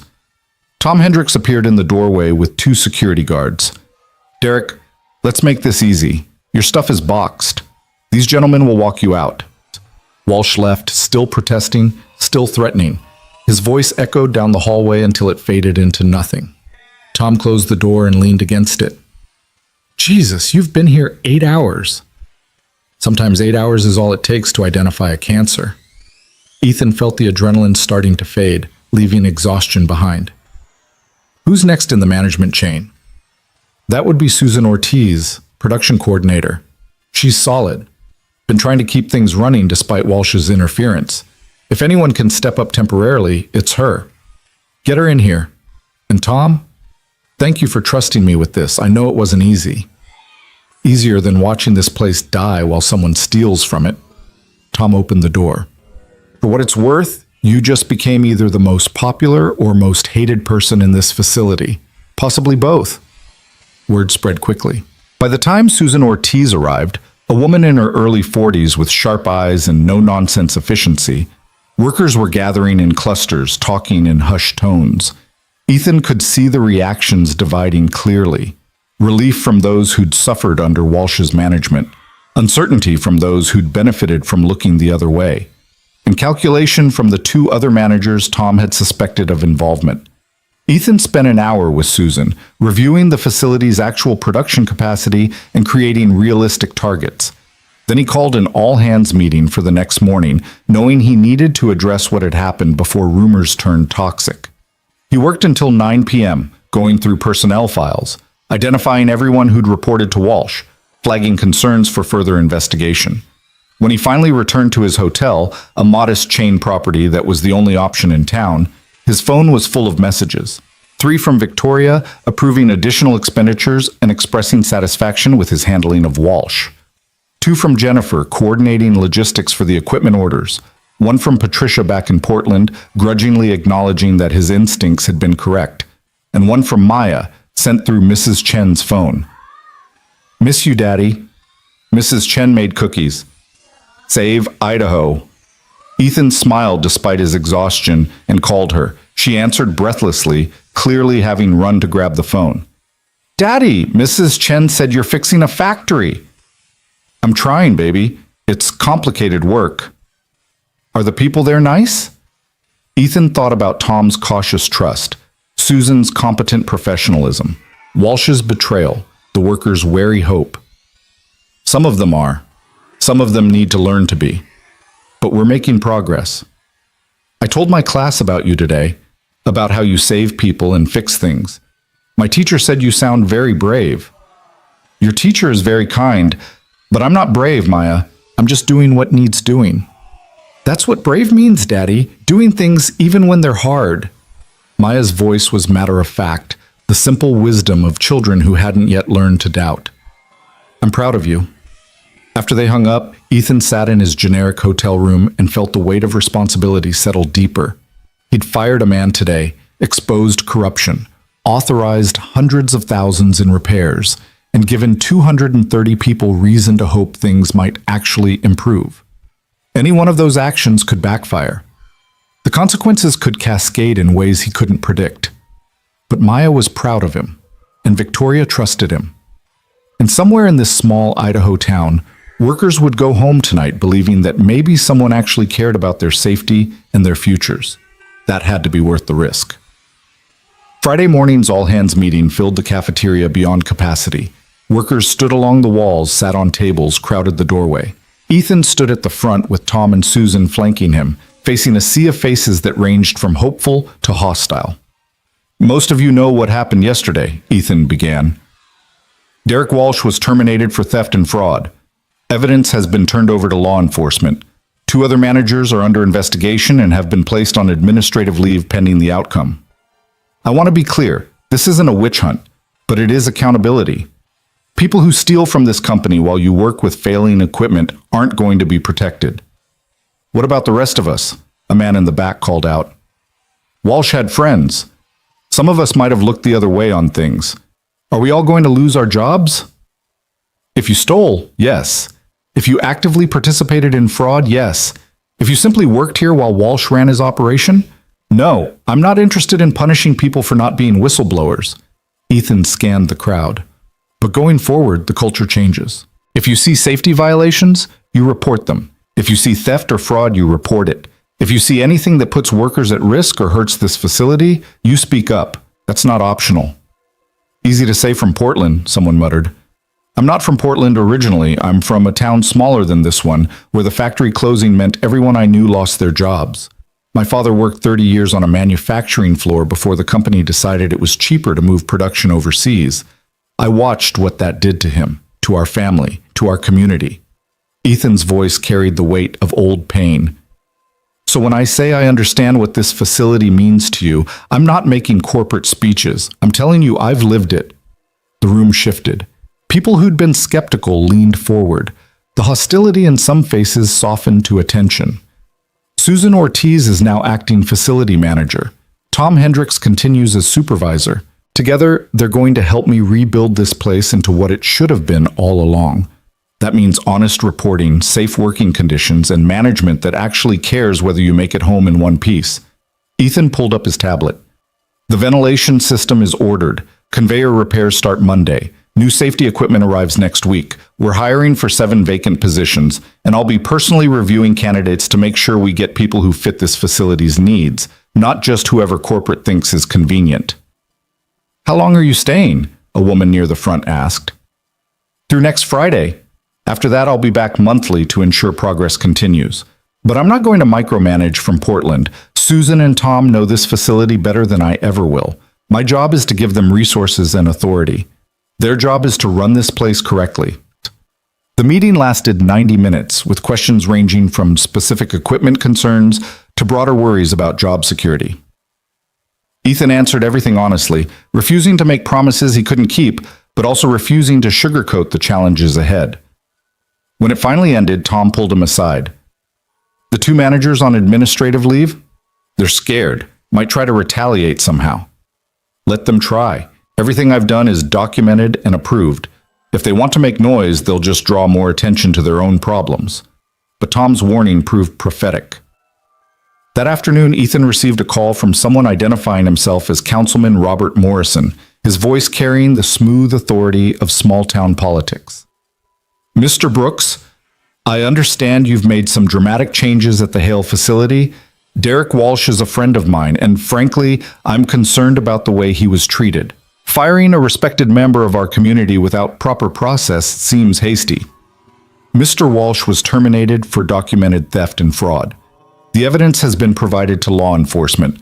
If you have concerns about the process, I suggest you speak with Hale Industries' legal department. I'm speaking with you. Morrison's tone hardened. Derek has connections in this town, people who value his contributions to the community. Treating him like a criminal based on some paperwork discrepancies is going to reflect poorly on Hale Industries. The $300,000 he stole isn't a discrepancy. It's a crime. And if you're suggesting I should have ignored it because he has friends, then you're part of the problem this facility has been dealing with. Ethan kept his voice level. Councilman Morrison, I'm here to do a job. If that makes me unpopular with certain people, I can live with that. What I can't live with is allowing theft to continue while workers suffer. Morrison's response was cold. You're making enemies, Mr. Brooks. In a town this size, that's not wise. Then I'll be unwise. Have a good day, Councilman. Ethan hung up and immediately called Victoria to brief her on the conversation. She listened without interrupting, then sighed. Small town politics. Walsh probably has half the county government in his pocket through favors and connections. They're going to push back. Should I be worried? About them? No. About the facility workers feeling pressured by community members to defend Walsh? Maybe. Watch for that. Victoria paused. Brooks, you're doing exactly what I sent you to do. Don't let threats, subtle or otherwise, change your approach. Hale Industries has resources to fight whatever Morrison and his friends try to throw at us. The weekend brought unexpected complications. Several workers called in sick on Saturday. A shift that should have had full staffing was suddenly short. Tom suspected pressure from Walsh's supporters, but couldn't prove it. Ethan spent Saturday on the factory floor himself, working alongside the reduced crew, learning their jobs firsthand. By Sunday, the atmosphere had shifted again. Word had spread about the new guy from corporate who'd spent an entire shift running machinery and hadn't complained once about the work. When Monday arrived, staffing was back to normal, and something new had appeared in workers' expressions when they looked at him: respect. The week progressed in a blur of 14-hour days. Equipment repairs continued. The new ventilation system's installation was scheduled. Job candidates were interviewed via video call, with Ethan insisting on speaking with each personally. Problems that had festered for years were cataloged, prioritized, and addressed one by one. But beneath the progress, Ethan felt the undercurrent of resistance. The two managers on administrative leave hadn't returned, but their allies remained, people who'd benefited from the old system and resented the changes. Small acts of sabotage began appearing. Tools went missing. Maintenance schedules got accidentally deleted. Equipment that had been repaired suddenly developed new problems. Tom confirmed it on Thursday night as they reviewed the week's incidents. Someone's trying to make you look bad. Make it seem like your changes are causing more problems than they're solving. Then we document everything and keep moving forward. Ethan pulled up the security camera footage that had been one of his first installation orders. And we start catching whoever's responsible. The footage revealed one of Walsh's former associates deliberately damaging a conveyor belt motor that had just been repaired. Ethan had him escorted off the property Friday morning with the same efficiency Walsh had received. By Friday afternoon, as Ethan prepared to return to Portland, the facility felt different, not perfect, far from it. Problems remained that would take months to fully resolve, but the trajectory had changed. Workers moved with more purpose. Safety violations were being reported. Equipment that had been neglected was receiving attention. Susan walked him to his rental car, her expression thoughtful. You know what you did here? Started fixing what was broken? You gave us permission to expect better, to believe this place matters. She extended her hand. Thank you for not treating us like we were disposable. You never were disposable. Someone just forgot to tell you that. Ethan shook her hand. I'll be back in 3 weeks. Keep the progress going. Call me if you need anything, and I mean anything. You have my direct number. The drive to the airport took him past downtown, a collection of storefronts that had seen better decades, a diner that probably served as the town's social center, a high school that fed its graduates directly into factory jobs or military service. This was the America that people forgot existed when they talked about economic progress and corporate success. These were the communities that bore the cost when efficiency meant cutting corners and maximizing profit meant minimizing care. Ethan's flight back to Portland gave him time to write his report, not the sanitized corporate version that made everything sound manageable, but the honest assessment Victoria had asked for. The facility could be saved, but it required sustained investment and management oversight. The cultural problems ran deeper than equipment failures, and the resistance from local power structures meant this fight wasn't over. When he landed, Maya and Mrs. Chen were waiting at arrivals. Maya ran to him and he scooped her up, ignoring his protesting shoulder that still hadn't fully healed from the bridge. "Did you save Idaho?" Maya asked. "I started to, still more work to do." He set her down. "But yeah, I think we're going to save it." Victoria called that night after Maya was asleep. "I read your report. It's more honest than anything corporate has received in years." "Is that good or bad?" "It's necessary. The board meeting is Tuesday. I'm presenting your findings and recommendations. They're not going to like the price tag. $2 million over 18 months to fully restore the facility to proper condition," Ethan said. "I know it's a lot, but it's less than we'd lose if the facility closes or continues declining." "You made that case clearly." Victoria's voice softened. "You did good work this week, Brooks. Better than I expected, and my expectations were already high." After they hung up, Ethan stood at his apartment window looking out at Portland's lights. He'd been operations manager for 1 week.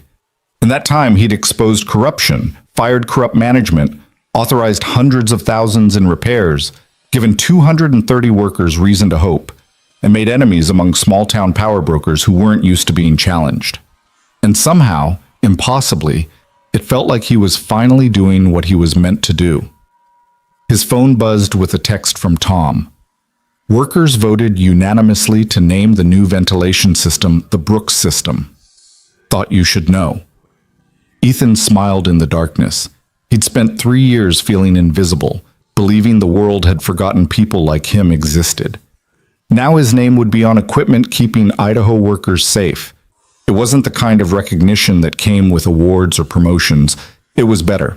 The board meeting was scheduled for 10 a.m. on Tuesday, which gave Ethan exactly enough time to drop Maya at school, change into his best suit, and arrive at Hale Industries with his stomach in knots. Victoria had asked him to attend to present his findings directly to the people who controlled the company's purse strings. It was an honor and a test, and Ethan understood that how he performed in the next 2 hours would determine whether Idaho got the resources it needed or became another casualty of corporate cost-cutting. Jennifer met him at the elevator with coffee and a sympathetic smile. "Board meetings are theater. Remember that. They're going to challenge you, question your numbers, ask why they should invest millions in a facility that's been declining for years. Don't take it personally. What if they decide it's not worth saving? Then Victoria will override them. She has controlling interest, but she'd prefer their support, which means you need to make them believe Idaho matters." Jennifer handed him a tablet with his presentation loaded. "You've got this. You walked into a corrupt facility and fixed it in a week. Talking to executives should be easy by comparison." It wasn't easy. The boardroom was all dark wood and intimidating formality, with 12 people seated around a table that probably cost more than Ethan's annual salary. Victoria sat at the head, immaculate in a charcoal suit, her expression giving nothing away. The others were older, men and women who'd built careers on quarterly reports and shareholder value, whose connection to manufacturing floors existed only through spreadsheets. Richard Fordham was there, looking uncomfortable in a way that suggested he knew what was coming. Patricia Chen sat beside him, her expression carefully neutral. The rest were strangers whose nameplates proclaimed titles like Chief Financial Officer and Director of Strategic Planning. Victoria opened with a summary of Idaho's situation, then turned the floor over to Ethan. He stood, feeling every eye assess him, judge him, find him wanting before he'd even spoken. 3 weeks ago, the Idaho facility was operating at 78% efficiency with a rising accident rate and declining employee morale. Management had been falsifying production records while stealing inventory. Workers were using equipment that should have been replaced years ago. The facility was dying, and nobody with the power to fix it seemed to care. He pulled up images on the screen, the cracked parking lot, the outdated safety equipment, the machinery held together with improvised repairs, then the falsified manifests, the evidence of theft, the documented safety violations.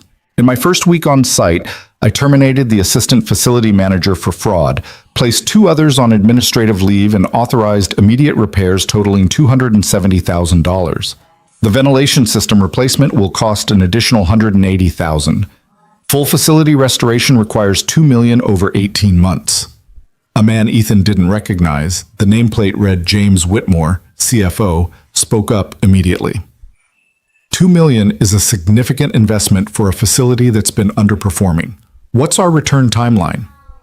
18 months to reach 95% efficiency, 3 years to full ROI based on increased production capacity and reduced accident-related costs. And if we simply close the facility and consolidate production elsewhere? Ethan had expected this question but still felt anger flash through him. You'd save the $2 million investment. You'd also put 230 people out of work in a town of 4,000, destroy a community that depends on that facility, and lose the institutional knowledge of workers who've been there for decades. The hidden costs of closure, unemployment insurance, potential lawsuits, damage to Hale Industries' reputation in rural markets would likely exceed the investment you're trying to avoid. That's speculative. Whitmore's tone was dismissive. Hard numbers matter more than sentiment. Then let's talk hard numbers. Ethan pulled up a new slide. Idaho's facility at full efficiency can produce 15% more output than our Oregon plant at 30% lower labor costs. The building is paid for, the workforce is trained, and the location provides strategic access to distribution networks in 6 states. Closing it means losing that advantage permanently. Investing in it means gaining a competitive edge that compounds annually. Patricia leaned forward. Your report mentions ongoing resistance from local power structures, Councilman Morrison and others with connections to the terminated managers. How do we address that? We don't negotiate with people protecting corruption. Morrison called me trying to intimidate me into going easy on Walsh. I declined and reported the call to Victoria. If he or anyone else wants to make trouble, let them. We have documentation of everything. Ethan met Patricia's eyes. The only way to change a toxic culture is to refuse to participate in it. That means standing firm even when it's uncomfortable. Richard cleared his throat. Mr. Brooks, nobody here doubts your intentions, but you've been in this role for 3 weeks. Some of us have decades of experience watching promising initiatives fail because the person leading them didn't understand the full complexity of what they were attempting. How do we know this isn't another well-meaning effort that collapses once you're not personally present? It was a fair question, and Ethan respected Richard more for asking it directly. You don't know. You're taking a calculated risk based on limited data, but consider what we do know. In 1 week, I identified and terminated a theft operation that had been running for at least 6 months. I implemented immediate safety improvements that workers have already noticed. I hired a competent acting facility manager and gave her the authority to continue making progress. The question isn't whether I can fix Idaho personally, it's whether I've set systems in place that allow Idaho to fix itself. And have you? This from Victoria, her first direct question of the meeting. I believe so, yes. Susan Ortiz is capable and committed. Tom Hendricks has the workers' trust. The corrupt management is gone. Equipment repairs are scheduled. Safety protocols are being enforced. The foundation is solid. What Idaho needs now is consistent investment and oversight, not heroic intervention. A woman Ethan hadn't heard speak yet, her nameplate read Catherine Yu, Director of Operations, leaned back in her chair. I've reviewed your background, Mr. Brooks. Cascade Manufacturing, where you worked before, closed because of exactly the kind of deferred maintenance and management negligence you found in Idaho. You watched that failure happen. Is this about fixing Idaho or about not letting history repeat itself? The question cut deeper than Catherine probably intended. Ethan thought about his father coming home from Cascade year after year, complaining about equipment that didn't work right, safety violations that got ignored, managers who cared more about bonuses than people. He thought about the day the closure was announced, and how his father had sat at their kitchen table with his head in his hands because after 30 years of loyalty, the company had decided he was expendable. It's both, Ethan said quietly. Idaho is Cascade all over again.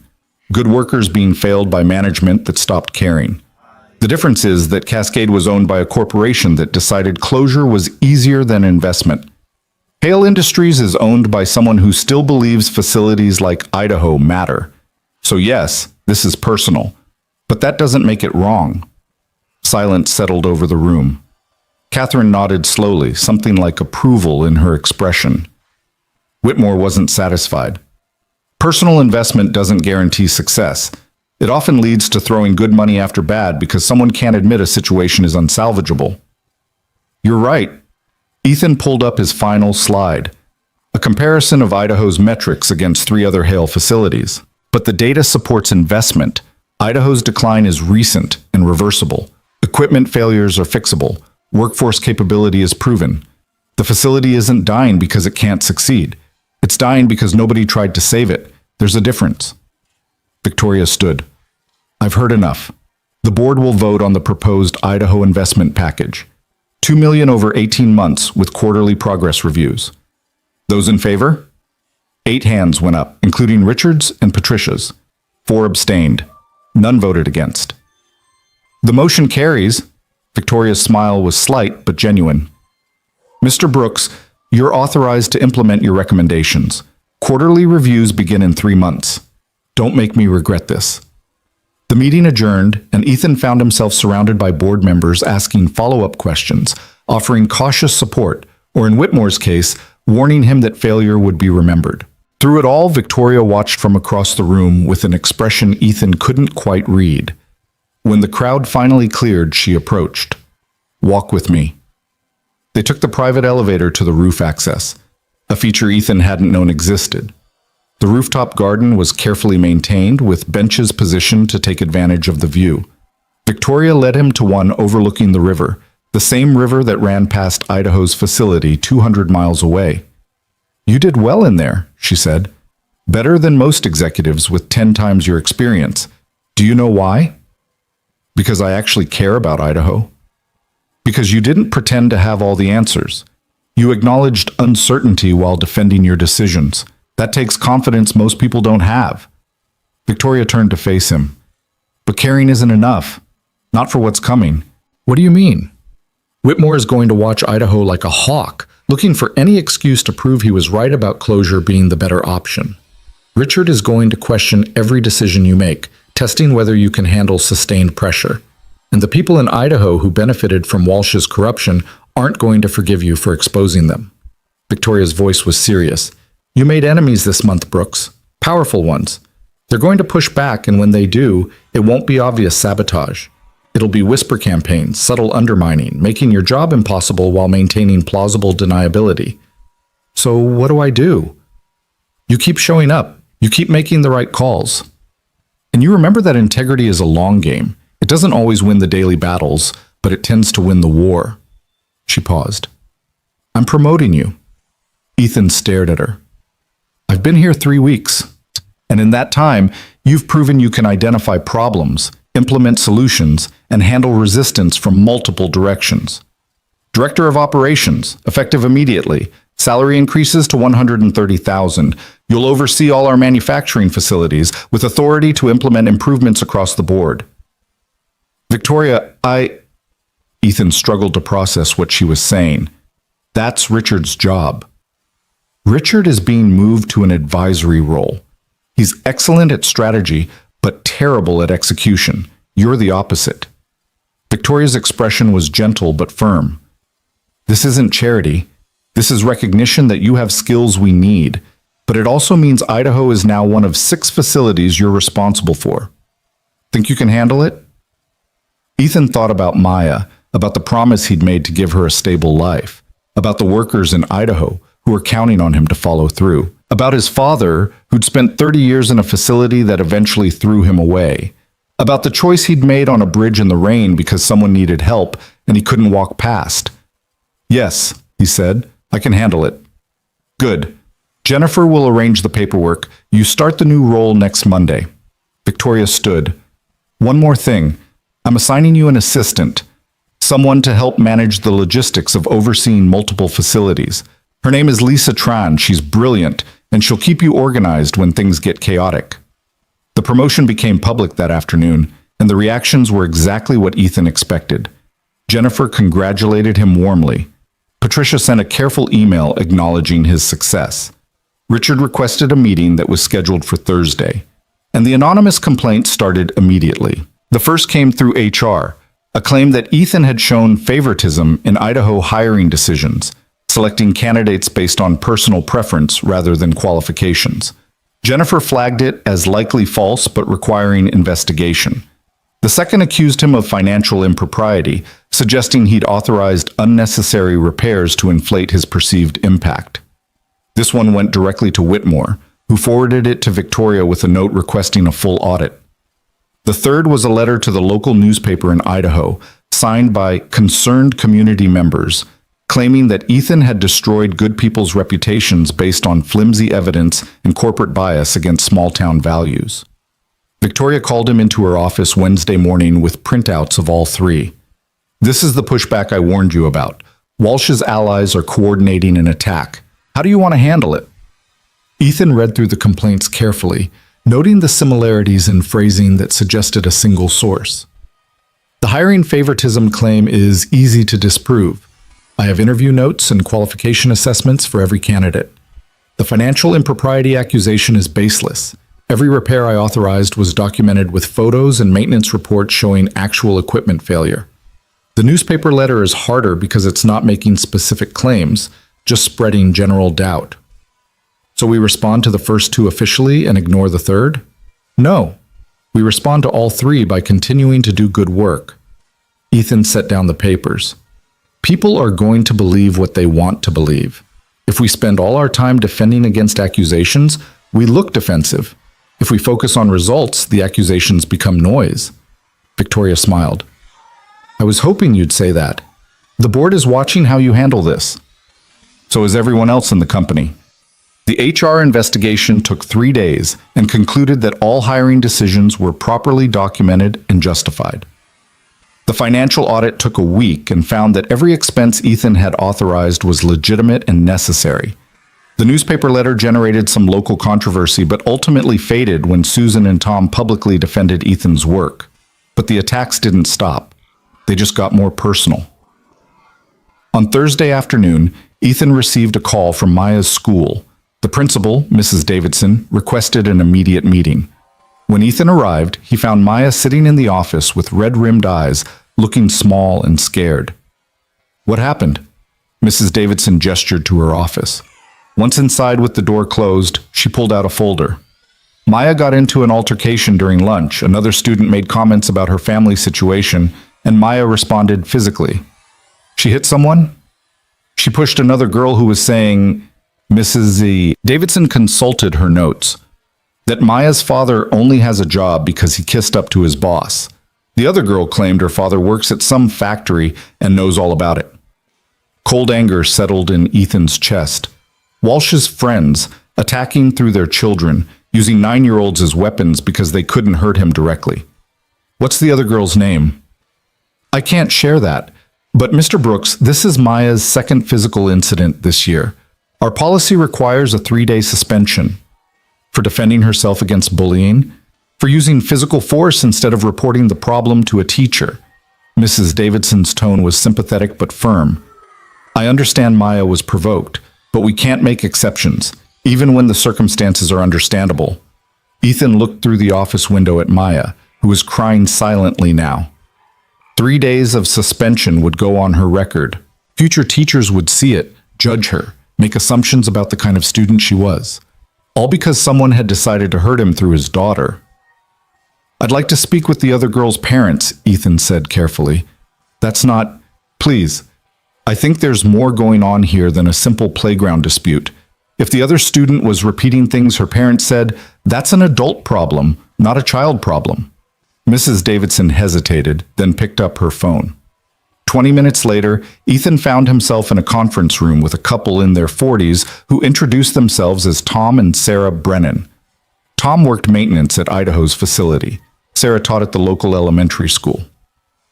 I understand your daughter said some things to Maya today, Ethan began. Kids say things. Tom's voice was defensive. If your daughter can't handle a little teasing, your daughter told mine that I only have a job because I kissed up to my boss. Where did she hear that phrase?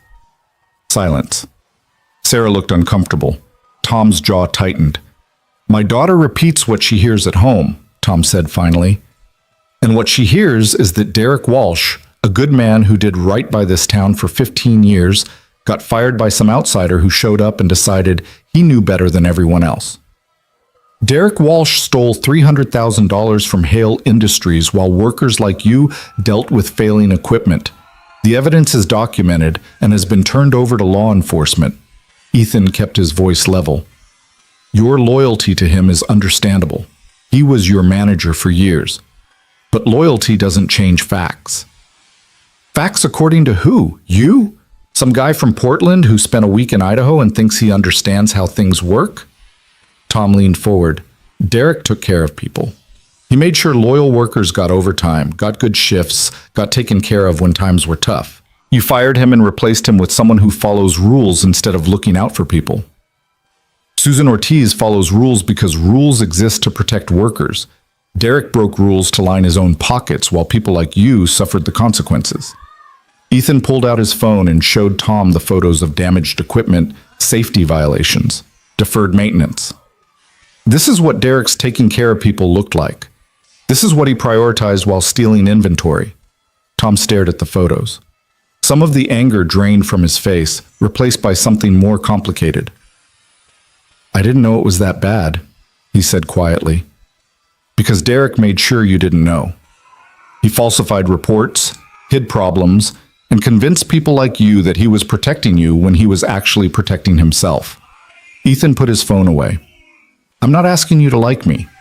I'm not asking you to believe I'm better than Derek. I'm asking you to look at what's actually happening. Equipment is getting fixed, safety violations are being addressed, the facility is getting the investment it needed for years. Judge me by results, not by loyalty to someone who betrayed you. Sarah spoke for the first time, her voice thoughtful. The new ventilation system, that's real? Being installed next month. Workers voted to name it the Brooks System, which is more recognition than I deserve, but appreciated nonetheless. Tom and Sarah exchanged glances. Some silent communication passed between them. I'll talk to Jenny, Tom said. Make sure she understands that what happened with Derek is complicated, and she shouldn't repeat things without understanding the full story. I'd appreciate that. And I'll talk to Maya about responding to provocation without using her hands. Ethan stood. For what it's worth, I understand defending someone you thought was looking out for you. That's loyalty, and loyalty matters. Just make sure it's directed at people who deserve it. The meeting with Mrs. Davidson afterward resulted in reduced suspension, 1 day instead of 3, with the understanding that both girls had contributed to the situation. It wasn't perfect, but it was better than Ethan had hoped. On the drive home, Maya was quiet until they were almost at their apartment. Daddy, am I in trouble? You're suspended for a day, so yes, but I understand why you did it. Ethan glanced at her in the rearview mirror. That girl said mean things about me, and you wanted to defend me. That shows loyalty, and I'm proud of that. But using your hands isn't the answer, even when someone is being cruel. What should I have done? Walked away. Told a teacher. Come home and told me so I could address it with the adults who were really responsible. He pulled into their apartment complex. Maya, some people are going to say bad things about me. That's part of my job now, making decisions that not everyone likes. You can't fight everyone who disagrees with me. But they were lying. You're not a kiss-up. You're brave and good, and you help people. Ethan's throat tightened. Thank you, baby. But here's something important. You don't have to defend me to prove you love me. I know you love me, and I'd rather you stayed safe and out of trouble than got hurt trying to protect my reputation. They spent the evening together making dinner and watching a movie, both of them carefully not talking about the harder truths that hung in the air, that Ethan's promotion had made them targets, that Maya would hear more cruel things from children parroting parents who resented change, that success came with costs that 9-year-olds shouldn't have to pay. Later that night, after Maya was asleep, Ethan stood at their kitchen window and wondered if he'd made a terrible mistake. The promotion was everything he'd worked for: financial security, professional recognition, the ability to give Maya a better life. But it had also painted a target on both their backs. The attacks would continue, would probably escalate, and Maya would be caught in the crossfire. His phone buzzed. A text from Victoria. Heard about Maya's school incident. I'm sorry. This is my fault for putting you in a position that makes you vulnerable to retaliation. Ethan typed back, not your fault. You gave me an opportunity. What people do with their resentment is their choice, not yours. Victoria's response came immediately. Still, if you need anything, legal support, security, help with school, just ask. He appreciated the offer but knew he wouldn't take it. This was his problem to solve, his daughter to protect.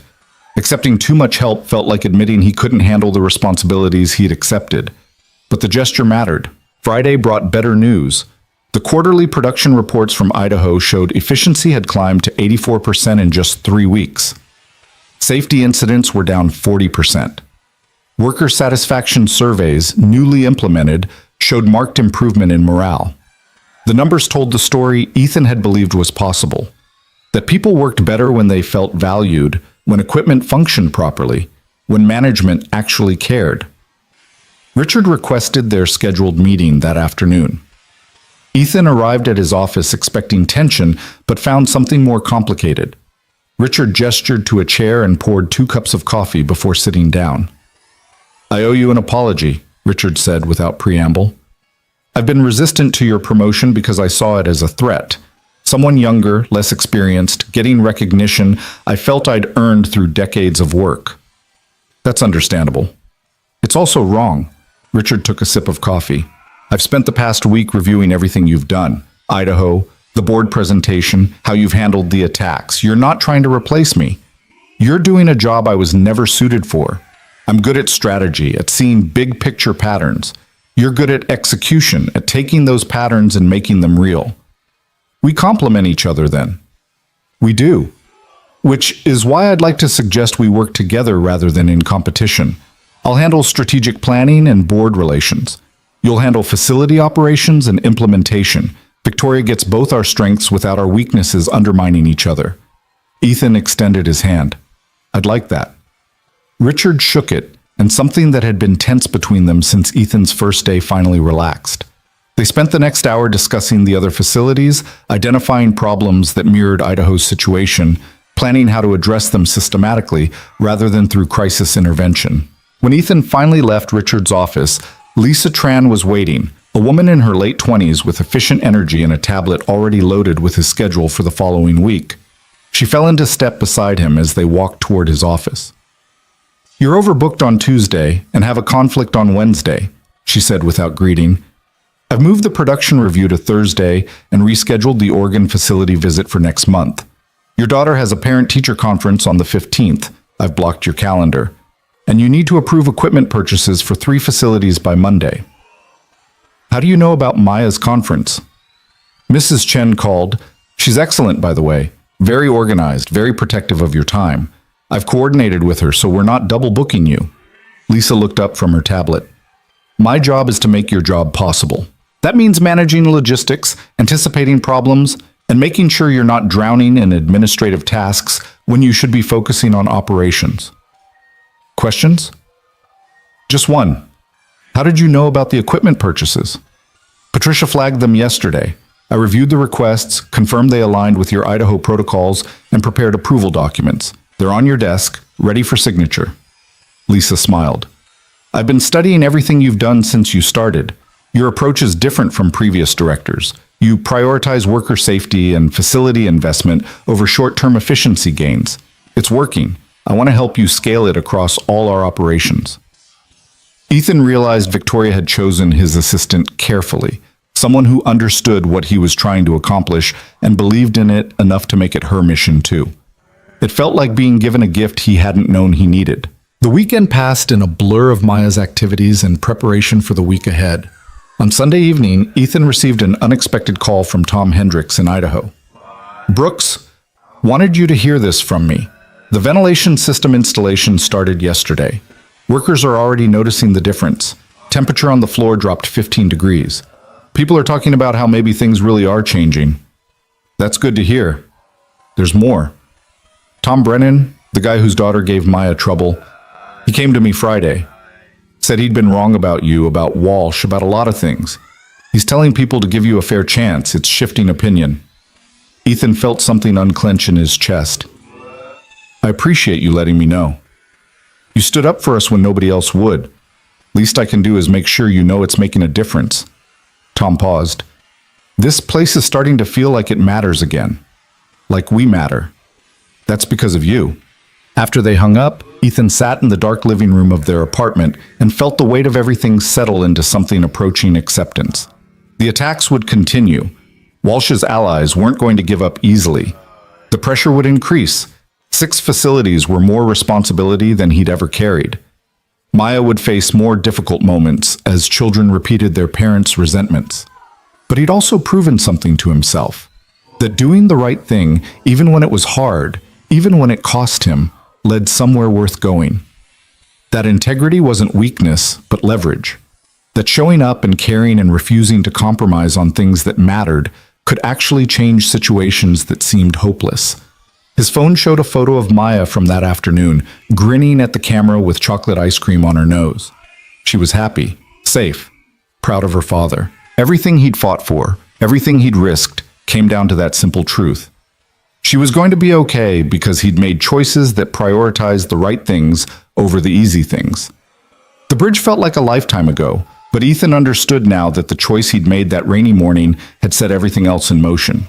Not because saving Victoria's life had earned him a job, but because it had revealed to him who he was when everything was at stake. Someone who ran toward trouble instead of away from it. Someone who protected the vulnerable and challenged the powerful. Someone who believed people mattered more than systems, and systems existed to serve people, not the other way around. Idaho was just the beginning. 5 more facilities waited, each with their own problems, their own corrupt managers, their own workers who'd stopped believing anyone cared. And Ethan was going to save them all, one difficult decision at a time, because that's what he did now. He was the person who showed up when nobody else would. And that was enough. 6 months passed like a storm that eventually learned to become weather. Intense at first, then gradually settling into patterns that felt almost normal. Ethan stood in his new office on a crisp April morning, looking out at Portland waking up beneath a sky scrubbed clean by overnight rain, and marveled at how different everything felt from that desperate drive across the Morrison Bridge. The office itself was twice the size of his first one, with windows on 2 walls and furniture that Lisa had selected with her characteristic efficiency. Photos lined one bookshelf now. Maya at her school science fair, the Idaho workers gathered around their new ventilation system, the ribbon-cutting ceremony at the Oregon facility after its safety overhaul. Each image represented a battle won, a problem solved, a group of people who'd stopped being invisible. "You're here early." Victoria appeared in his doorway with 2 coffee cups, handing him one before settling into the chair across from his desk. "Couldn't sleep?" "Maya had a nightmare. Took an hour to calm her down." Ethan sipped the coffee, grateful for the warmth. "She's been having them more frequently. School counselor thinks it's delayed stress from everything that happened last fall." "The bullying incident?" "That and watching me work 80-hour weeks trying to fix 6 facilities simultaneously while people actively tried to make me fail." Ethan set down his cup. "She's 9. She shouldn't have to worry about whether her father's job is secure or whether other kids are going to repeat their parents' resentments." Victoria was quiet for a moment, her expression thoughtful. "I've been meaning to talk to you about that, about balance and sustainability. You've accomplished more in 6 months than most directors achieve in years, but you're burning out. I can see it. I'm fine." You're not fine. You're exhausted. You've lost weight. Lisa tells me you're in the office before 6 most mornings and rarely leave before 8 at night. That's not sustainable, Brooks. Not for you, and definitely not for Maya. Ethan wanted to argue, but recognized the truth in Victoria's words. The past 6 months had been a controlled drowning, constant travel between facilities, endless meetings, fighting resistance from entrenched managers who resented change, dealing with sabotage that ranged from subtle to blatant.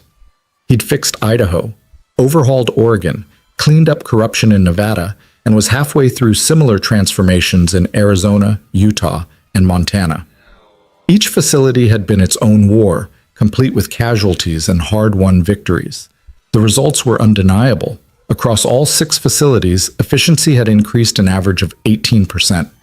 Safety incidents were down 43%. Worker satisfaction scores had climbed from abysmal to respectable. 3 corrupt managers had been terminated, 2 had resigned before they could be fired, and 1 was currently facing criminal charges. Hale Industries was saving money, producing more, and actually treating workers like human beings instead of replaceable components. But the cost had been brutal. Ethan's personal life had shrunk to nearly nothing. Work and Maya, with barely any space for anything else. He'd missed 2 of her school events because of facility emergencies. He'd canceled 3 dinners with Mrs. Chen because meetings ran late. He'd gone entire weeks speaking to his daughter only in the mornings before school and the brief hour before her bedtime. "I'll cut back," Ethan said. "Delegate more. Lisa keeps telling me I don't have to personally oversee every implementation." "She's right, but cutting back isn't enough. You need help." Victoria pulled out her tablet. "I'm hiring 2 additional operations directors. They'll each take 3 facilities, reporting to you but handling day-to-day management. You'll maintain oversight and handle the complex problems, but you won't be trying to be 6 places at once. That's a significant expense. It's a necessary investment. I need you for the long term, Brooks. That means making sure you don't collapse from exhaustion before you're 40. Victoria smiled slightly. "Besides, the board is actually happy with you now. Even Whitmore admitted last month that your approach is working. That's practically a declaration of love from him." Ethan couldn't help but laugh. "He told me the Idaho numbers were surprisingly acceptable for preliminary results. I think that's the nicest thing he's ever said to anyone." "It is, and it represents a significant shift. 6 months ago, half the board wanted to close facilities and consolidate. Now they're asking if we should acquire more. You changed the conversation from how do we minimize losses to how do we maximize potential." The weight of that accomplishment settled over Ethan. He'd come to Hale Industries with nothing but desperation and a willingness to work hard. Now he was reshaping how a major corporation thought about its workers and its facilities. It felt impossible and inevitable at the same time. "When do the new directors start?" "Interviews begin next week. I want your input on candidates. You'll be working closely with them, so you need people you trust." Victoria stood. "And Brooks? Take a week off. Actual time off, not working remotely. Take Maya somewhere. Remember that she's the reason you're doing all of this." After Victoria left, Ethan sat alone with his coffee and the morning light and the photos that documented 6 months of impossible work. He pulled out his phone and texted Lisa. "Block my calendar for the 2nd week of May. Full week. No exceptions." Her response came immediately. "Finally, I've been preparing for this. Already have coverage arranged for all facilities." "Where are you going?" Ethan thought about Maya's constant requests to see the ocean, about how she'd never been further from Portland than their brief trip to his parents' graves 2 years ago. "Beach? Somewhere quiet? Suggestions?" "Cannon Beach. I'll book you a cottage. You're going to relax if I have to schedule it into your calendar." The morning passed in meetings, production reviews, budget discussions, a video call with Susan in Idaho about expansion plans. The facility there had become Hale Industries' highest performing plant, exceeding targets 3 months running. Other corporations were taking notice. Ethan had fielded 2 recruitment offers in the past month, both promising more money and prestige than he currently had. He'd declined both without serious consideration. This wasn't about money anymore. It was about finishing what he'd started, about proving that corporations could succeed while treating workers with dignity. At noon, Patricia stopped by his office with news that shifted everything. Montana just called. Brett Morrison, the facility manager, was in a car accident this morning. He's stable, but will be out for at least 3 months. We need someone on site immediately. Montana was their most troubled facility, the one Ethan had been saving for last because its problems ran deeper than equipment or corrupt management. The facility was haunted by a tragedy from 5 years earlier, when a worker had died in an accident that subsequent investigation revealed was entirely preventable. The workforce had never recovered. Productivity was terrible. Morale was worse. And Brett Morrison, while honest and well-intentioned, had been overwhelmed trying to manage a facility that needed trauma healing before it could accept operational improvements. "I'll go," Ethan said, already mentally rearranging his schedule. "Brooks, you can't keep doing this." Patricia's voice was firm. "You're not a firefighter anymore. You're a director. Send someone else." "Who?" "Everyone capable is already managing their own crisis. Montana needs someone with authority and experience, someone the workers will actually listen to." Ethan pulled up the facility files. "I'll leave tomorrow morning. Lisa can coordinate everything." Patricia looked like she wanted to argue, but recognized the futility. "Victoria's not going to like this. She just told you to take time off." "I'll take time off after Montana is stable." Even as Ethan said it, he knew how it sounded, like an addict promising to quit after one more fix. But Montana couldn't wait. The facility was teetering on the edge of closure, and Brett's accident had just pushed it closer to falling.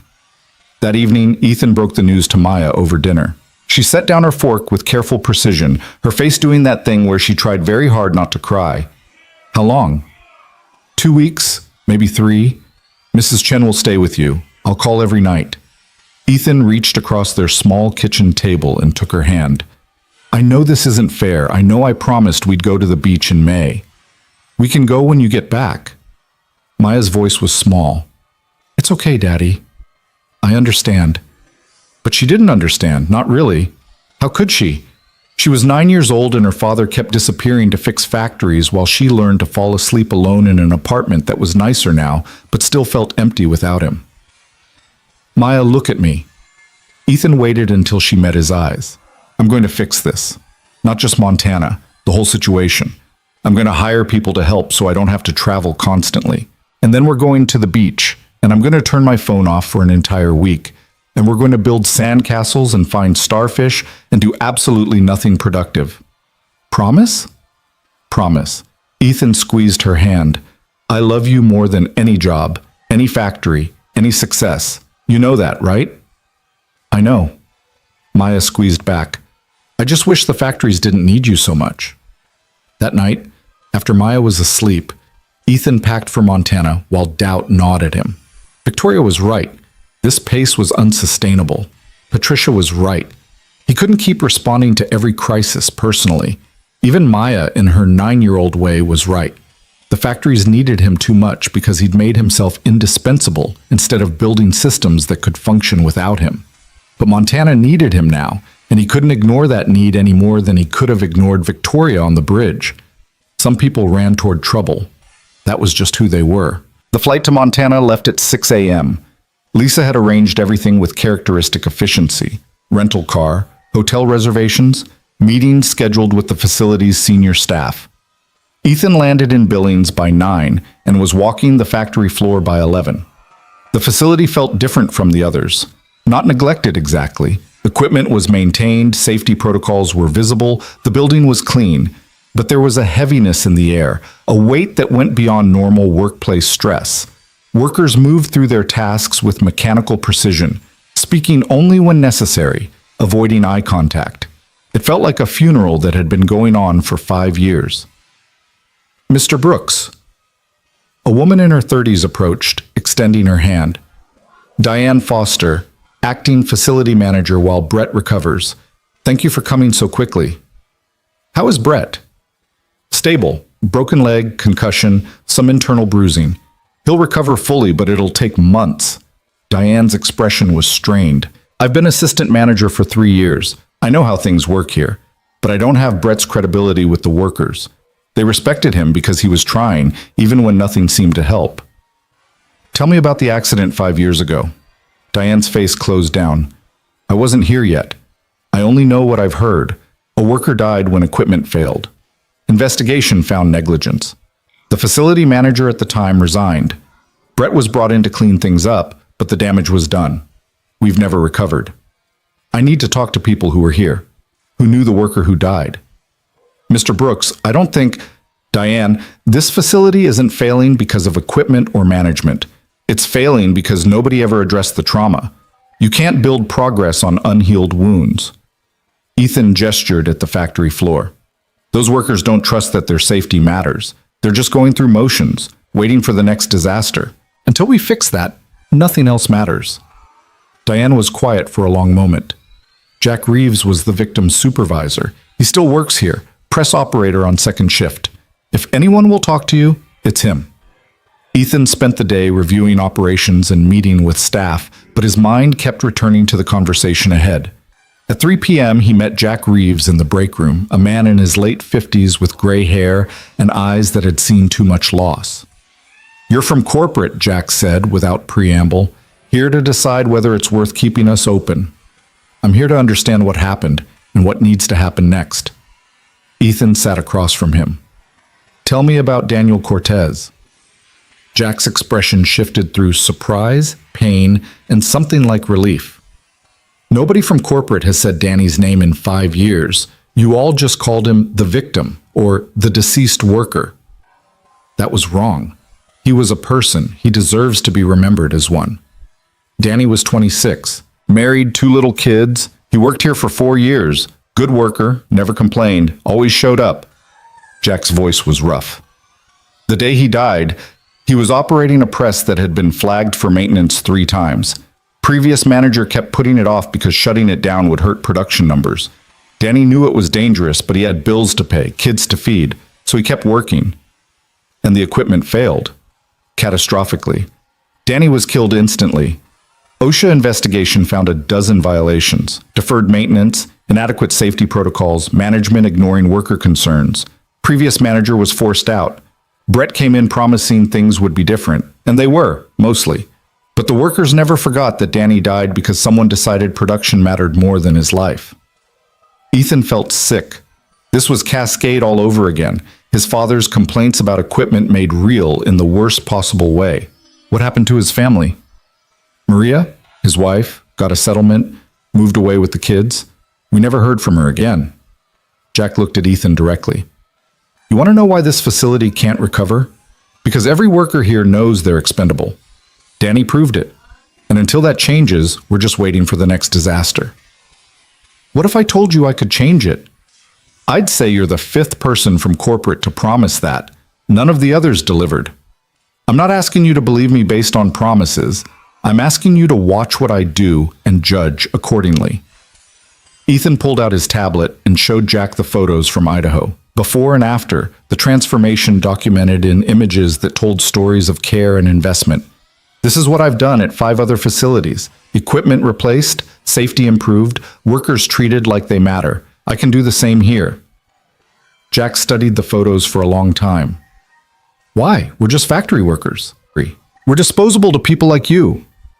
"No, you're not. And anyone who thinks you are doesn't deserve to run facilities where people's lives depend on equipment functioning correctly." Ethan closed his tablet. "Jack, I can't bring Danny back. I can't undo what happened, but I can make sure it never happens again. I can create a facility where safety actually comes first, where workers' concerns are heard, where equipment is maintained properly because people matter more than production targets." That's a nice speech. It's not a speech. It's a commitment. And I'm going to prove it by starting tomorrow. Ethan stood. "I need you to help me. You have credibility with the workers. They'll believe you when they won't believe me. Help me understand what needs to change, and I'll make it happen." Jack was quiet for a long moment, searching Ethan's face for something. Finally, he nodded. "All right, but the first thing you need to do is talk to Maria Cortez. She deserves to know someone finally cares about what happened to Danny." Finding Maria took 2 days of research and phone calls. She'd moved to Helena, working as a medical billing specialist, raising Danny's children, now teenagers, alone. When Ethan called and explained who he was, her initial response was cold. "I got the settlement. I signed the papers. I'm not interested in reopening old wounds for corporate PR purposes. This isn't PR. It's an apology that's 5 years overdue. Ethan kept his voice gentle. Your husband died because people made choices that prioritize profit over his safety. Nobody from Hale Industries has ever acknowledged that directly to you. I'd like to change that, if you'll let me. Silence on the line, then. You'll drive 2 hours each way just to apologize? Yes, tomorrow if you're available. Maria lived in a modest house in a quiet neighborhood. She met Ethan at the door with visible suspicion, but invited him inside. Photos of Danny covered the walls, wedding pictures, children's birthdays, holidays, a life documented in frozen moments that had ended too soon. Thank you for seeing me, Ethan began. I'm still not sure why I agreed. Maria sat across from him, her posture defensive. The settlement was fair, the investigation was thorough. What more is there to say? That we're sorry. That what happened to Danny was preventable and inexcusable. That Hale Industries failed him, failed you, failed your children. Ethan met her eyes. No amount of money changes that, but you deserve to hear someone from the company acknowledge it directly. Maria's expression shifted. In 5 years, nobody has said that. The lawyers talked about liability. The investigators talked about violations. The settlement negotiators talked about compensation. But nobody just said they were sorry that my husband is dead because someone decided quarterly reports mattered more than his life. I'm sorry. On behalf of Hale Industries, on behalf of every person who made choices that led to Danny's death, I'm profoundly sorry. Ethan pulled out a folder. I've spent the past 2 days reviewing the investigation reports, understanding exactly what failed. The facility has made some improvements since Danny died, but not enough. I'm here to change that. Why should I believe you? Ethan showed her the same photos he'd shown Jack, Idaho, Oregon, Nevada, the systematic transformation of facilities that had been failing. Because I've done it before. Because I have a daughter Maya's age, and I can't imagine what you've gone through, but I know I'd want someone to make sure my sacrifice meant something. Danny's death revealed problems that existed across Hale Industries. I'm fixing those problems. Not because of the settlement or the investigation, but because it's right. Maria looked at the photos for a long time. When she looked up, her eyes were wet. My kids ask about their father. They want to know if his death mattered, if it changed anything. What do I tell them? Tell them their father's death forced Hale Industries to confront failures we'd been ignoring. Tell them I'm personally overseeing changes to every facility we operate to make sure what happened to Danny never happens to anyone else. Tell them he mattered, and his loss is driving improvements that will protect thousands of workers. Ethan paused. And tell them that if they ever want to see what's been done in their father's name, I'll arrange a tour of any facility they choose. Maria wiped her eyes. The settlement money paid for college funds. Both kids want to be engineers. They want to make things safer, better. Danny would have loved that. He should be here to see it. Yes, he should. Maria stood, and Ethan stood with her. Thank you for coming, for caring enough to drive here just to apologize. It matters more than you know. On the drive back to Billings, Ethan called Victoria and briefed her on the situation. When he finished, she was quiet for a moment. You went to see the widow, she said finally. That wasn't necessary. The settlement closed that chapter. The settlement closed the legal chapter. The human chapter was still wide open. Ethan watched Montana countryside roll past. The facility can't heal until we acknowledge what happened and commit to preventing it from happening again. Maria needed to hear that. The workers need to hear it. And frankly, Hale Industries needs to say it. What are you proposing? A memorial. Something permanent at the facility honoring Danny and recommitting us to worker safety. And a program. Annual safety reviews at every facility with worker input, ensuring we never defer maintenance or ignore concerns that could cost lives. Victoria was quiet again, thinking. The board won't like the expense. The board can deal with it. This isn't optional, Victoria. If you want Montana to succeed, if you want workers across all our facilities to trust that their safety actually matters, we need to do this publicly and permanently. You're right. Victoria's voice was firm. Draft a proposal. I'll present it to the board next week. And Brooks, you did good work today. The kind that matters more than production numbers. The memorial was installed 6 weeks later, a bronze plaque in Montana's main entrance with Danny's name, his dates, and a commitment. In memory of Daniel Cortez, whose loss reminds us that safety is not a goal, but a sacred obligation. No production target is worth a single life. We commit to honoring Danny's memory through unwavering dedication to protecting every person who works in this facility. The dedication ceremony brought Maria and her children, now 15 and 13. Jack Reeves spoke about Danny's character. Susan flew in from Idaho to represent the other facilities. Workers from all 3 shifts attended, filling the space beyond capacity. Ethan stood at the back, watching Maya hold Mrs. Chen's hand while Maria's son read a statement about his father. The boy's voice was strong, carrying the weight of someone who'd lost too much too young, but was determined to make that loss mean something. When the ceremony ended, workers approached Ethan one by one. Some shook his hand, some thanked him. One older man just nodded and said, "You kept your promise. That's rare." Montana's transformation took 3 months, but the trajectory was clear from the beginning. Efficiency climbed, safety incidents dropped. The heaviness that had haunted the facility began to lift as workers realized their concerns were being heard and addressed. Equipment was upgraded, protocols were strengthened, and slowly, painfully, the facility remembered how to hope. By July, when Ethan finally took that promised week at the beach with Maya, all 6 facilities were exceeding targets. The 2 new operations directors Victoria had hired were competent and committed, taking pressure off Ethan while maintaining the standards he'd established. Richard was handling board relations with renewed energy. Patricia had become an unexpected ally, defending Ethan's approaches when other executives questioned them.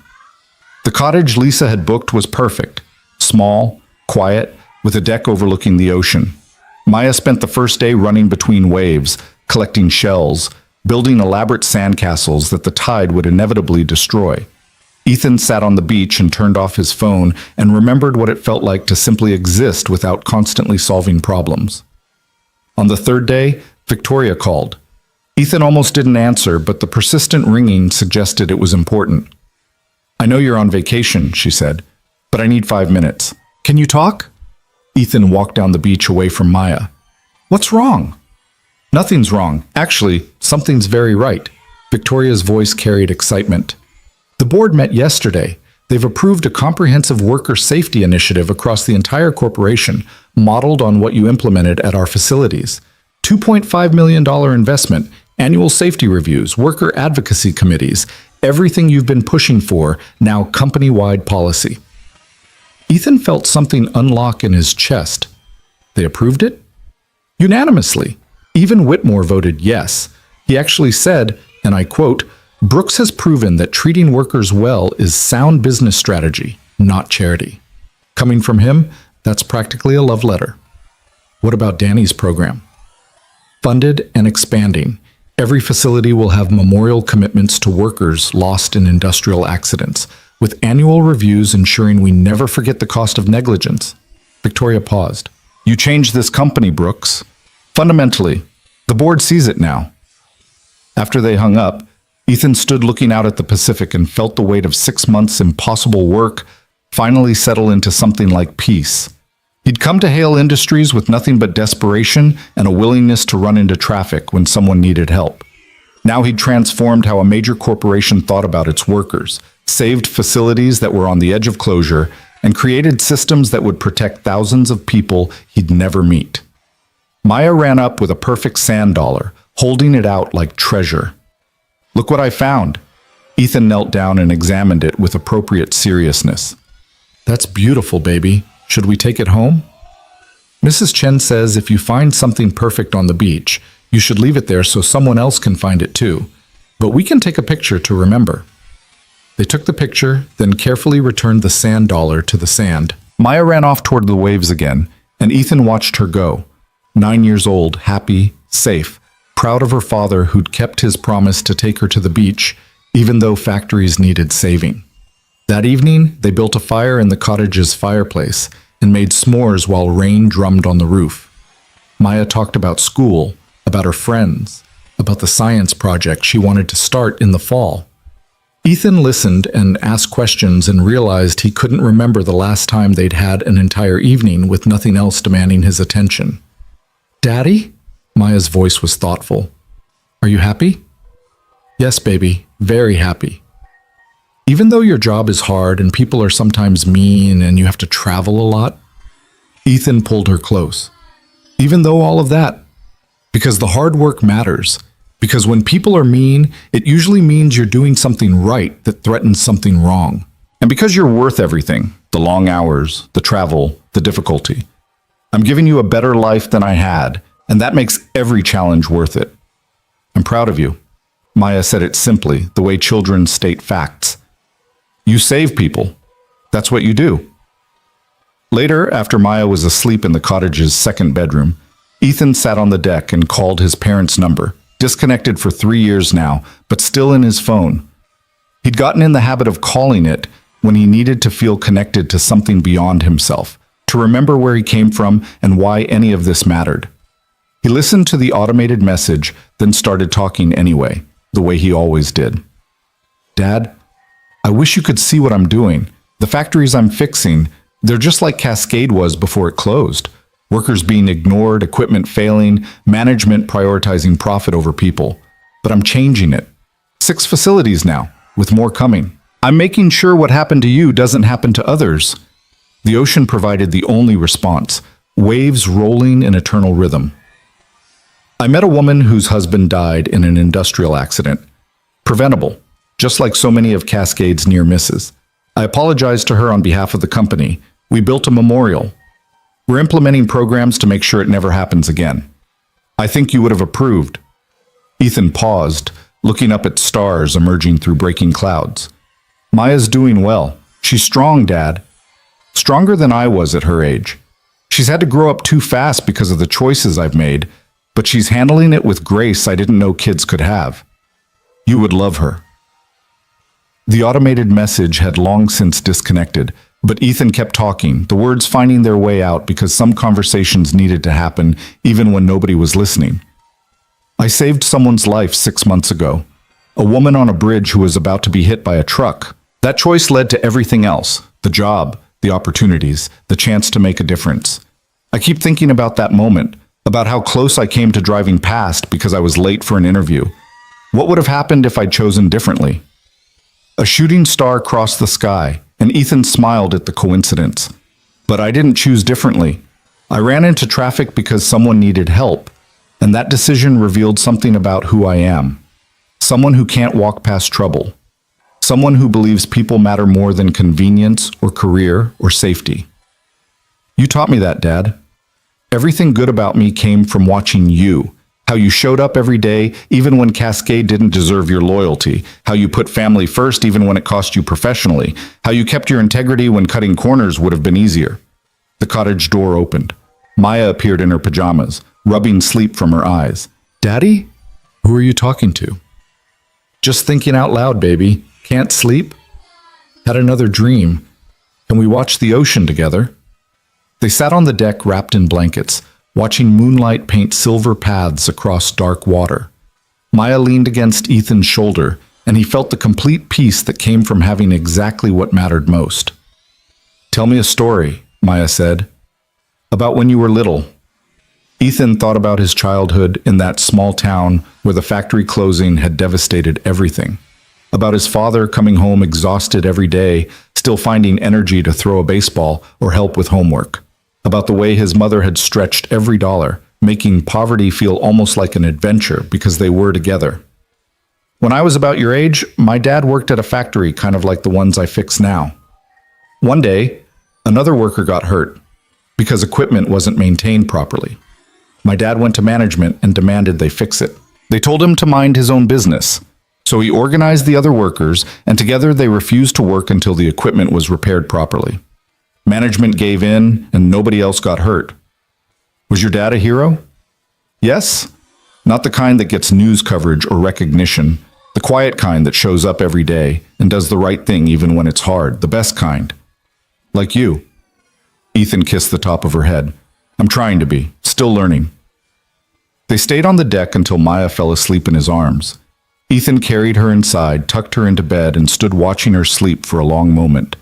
9 years old and already developing the strength and character that would carry her through life. He'd done that. kept her safe, given her stability, showed her through actions that integrity mattered more than success. The week at the beach passed in a blur of perfect moments. On their last day as they packed to leave, Maya found another sand dollar, cracked this time, imperfect, but still beautiful in its own way. "Can we keep this one?" she asked. "Why this one and not the perfect one?" Maya considered the question with characteristic thoughtfulness. Because perfect things should stay where they are, but broken things that are still beautiful, those are worth saving. Ethan looked at his daughter and felt his heart expand. 9 years old and already understanding truths that took most people decades to learn. "Yes, baby, we can keep this one." They drove back to Portland as the sun set, painting the highway in shades of amber and rose. Maya fell asleep in the back seat, clutching her imperfect sand dollar. Ethan drove and thought about bridges and choices and the impossible distance between desperate and secure. 6 months ago, he'd been drowning. Now he was directing operations for a major corporation, implementing changes that would protect thousands of workers, giving his daughter a life where she didn't have to worry about eviction notices or whether they could afford groceries. The bridge had been the catalyst, but everything that followed had been built through showing up, through refusing to accept that people were expendable, through believing that integrity was leverage instead of liability. His phone buzzed, a text from Victoria. "Welcome back. Montana just hit 95% efficiency 3 months ahead of schedule. Jack Reeves says to tell you thank you. Board meeting Tuesday to discuss expanding your model to our European facilities. Hope you're rested." Ethan smiled. European facilities. More factories, more workers, more opportunities to prove that corporations could succeed while treating people with dignity. The work was never finished, the problems never fully solved. But that was okay. He'd learned to find purpose in the struggle, meaning in the incremental progress, satisfaction in the small victories that added up to transformed lives. They arrived home late, and Ethan carried sleeping Maya upstairs to their apartment, bigger now, in a better neighborhood, with furniture that didn't come from thrift stores and appliances that actually worked. He tucked her into bed in her own room, something they hadn't been able to afford 6 months ago, and stood in the doorway watching her sleep. "I kept my promise," he whispered. "We went to the beach. We built sandcastles. We found perfect things and left them behind, and broken things worth saving. We remembered what matters." Maya stirred but didn't wake. Ethan closed her door gently and walked to the living room, looking out at Portland's lights. Somewhere out there, factories ran through the night. Workers operated equipment that functioned properly because someone cared enough to maintain it. Families slept secure because their providers had jobs at facilities that wouldn't close on a corporate whim. He'd done that. Not alone. Susan and Tom and Jack and Diane and countless others had done the actual work. But Ethan had believed it was possible when nobody else did. He'd run into traffic when someone needed help, and that single choice had cascaded into saving not just one life, but thousands. His phone buzzed again. Another text, this time from a number he didn't recognize. "Mr. Brooks, this is Miguel Cortez, Danny's son. Mom gave me your number. I'm starting engineering school this fall, specializing in industrial safety. Wanted you to know my dad's death is going to mean something. Thank you for making sure of that." Ethan read the message 3 times, feeling something profound settle in his chest. This was why the work mattered, not the promotions or the salary, or even the satisfaction of fixing broken systems.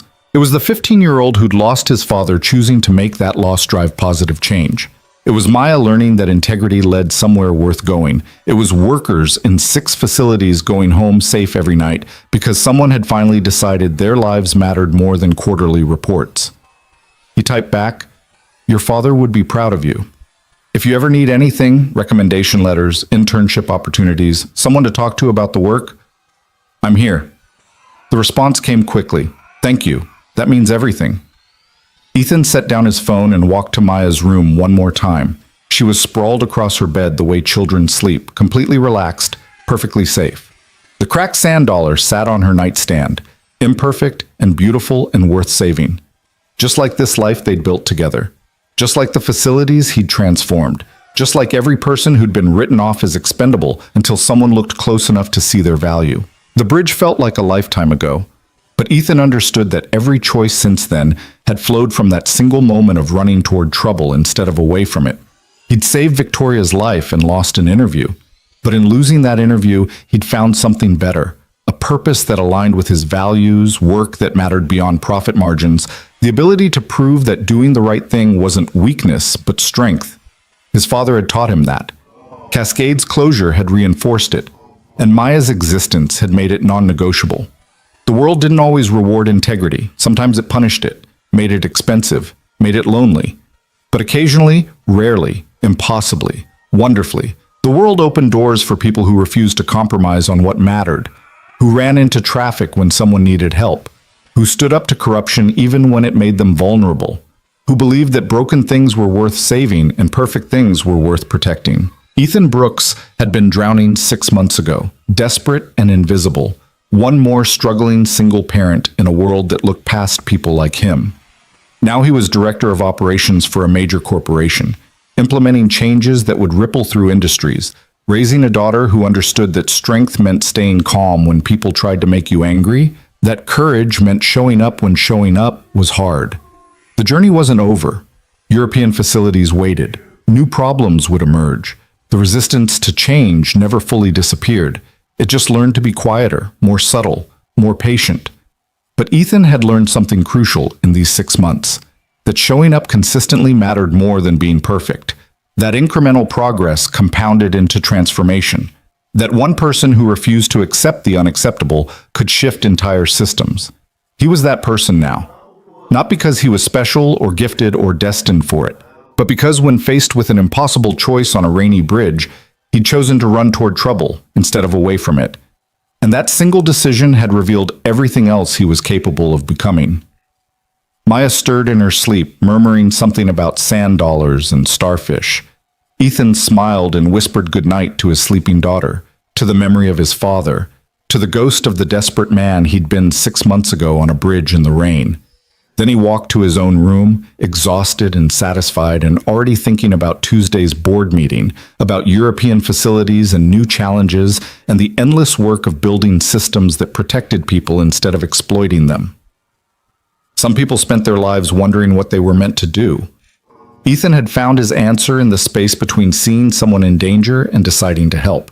Everything else, the success, the recognition, the security, the meaning, had simply been the inevitable result of staying true to that first instinct. He'd saved lives, fixed factories, proved that integrity mattered, given his daughter a future worth building toward.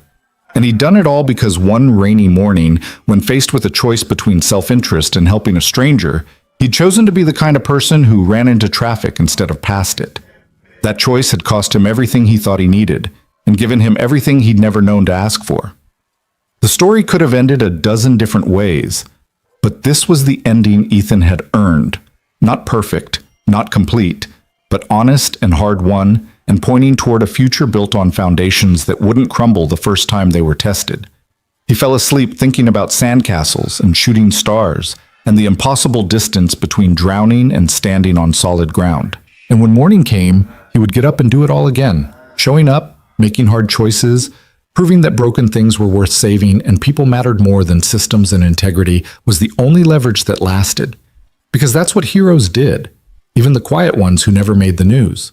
They just kept showing up, kept doing the right thing, kept believing that one person could make a difference. And sometimes, impossibly, wonderfully, they were right.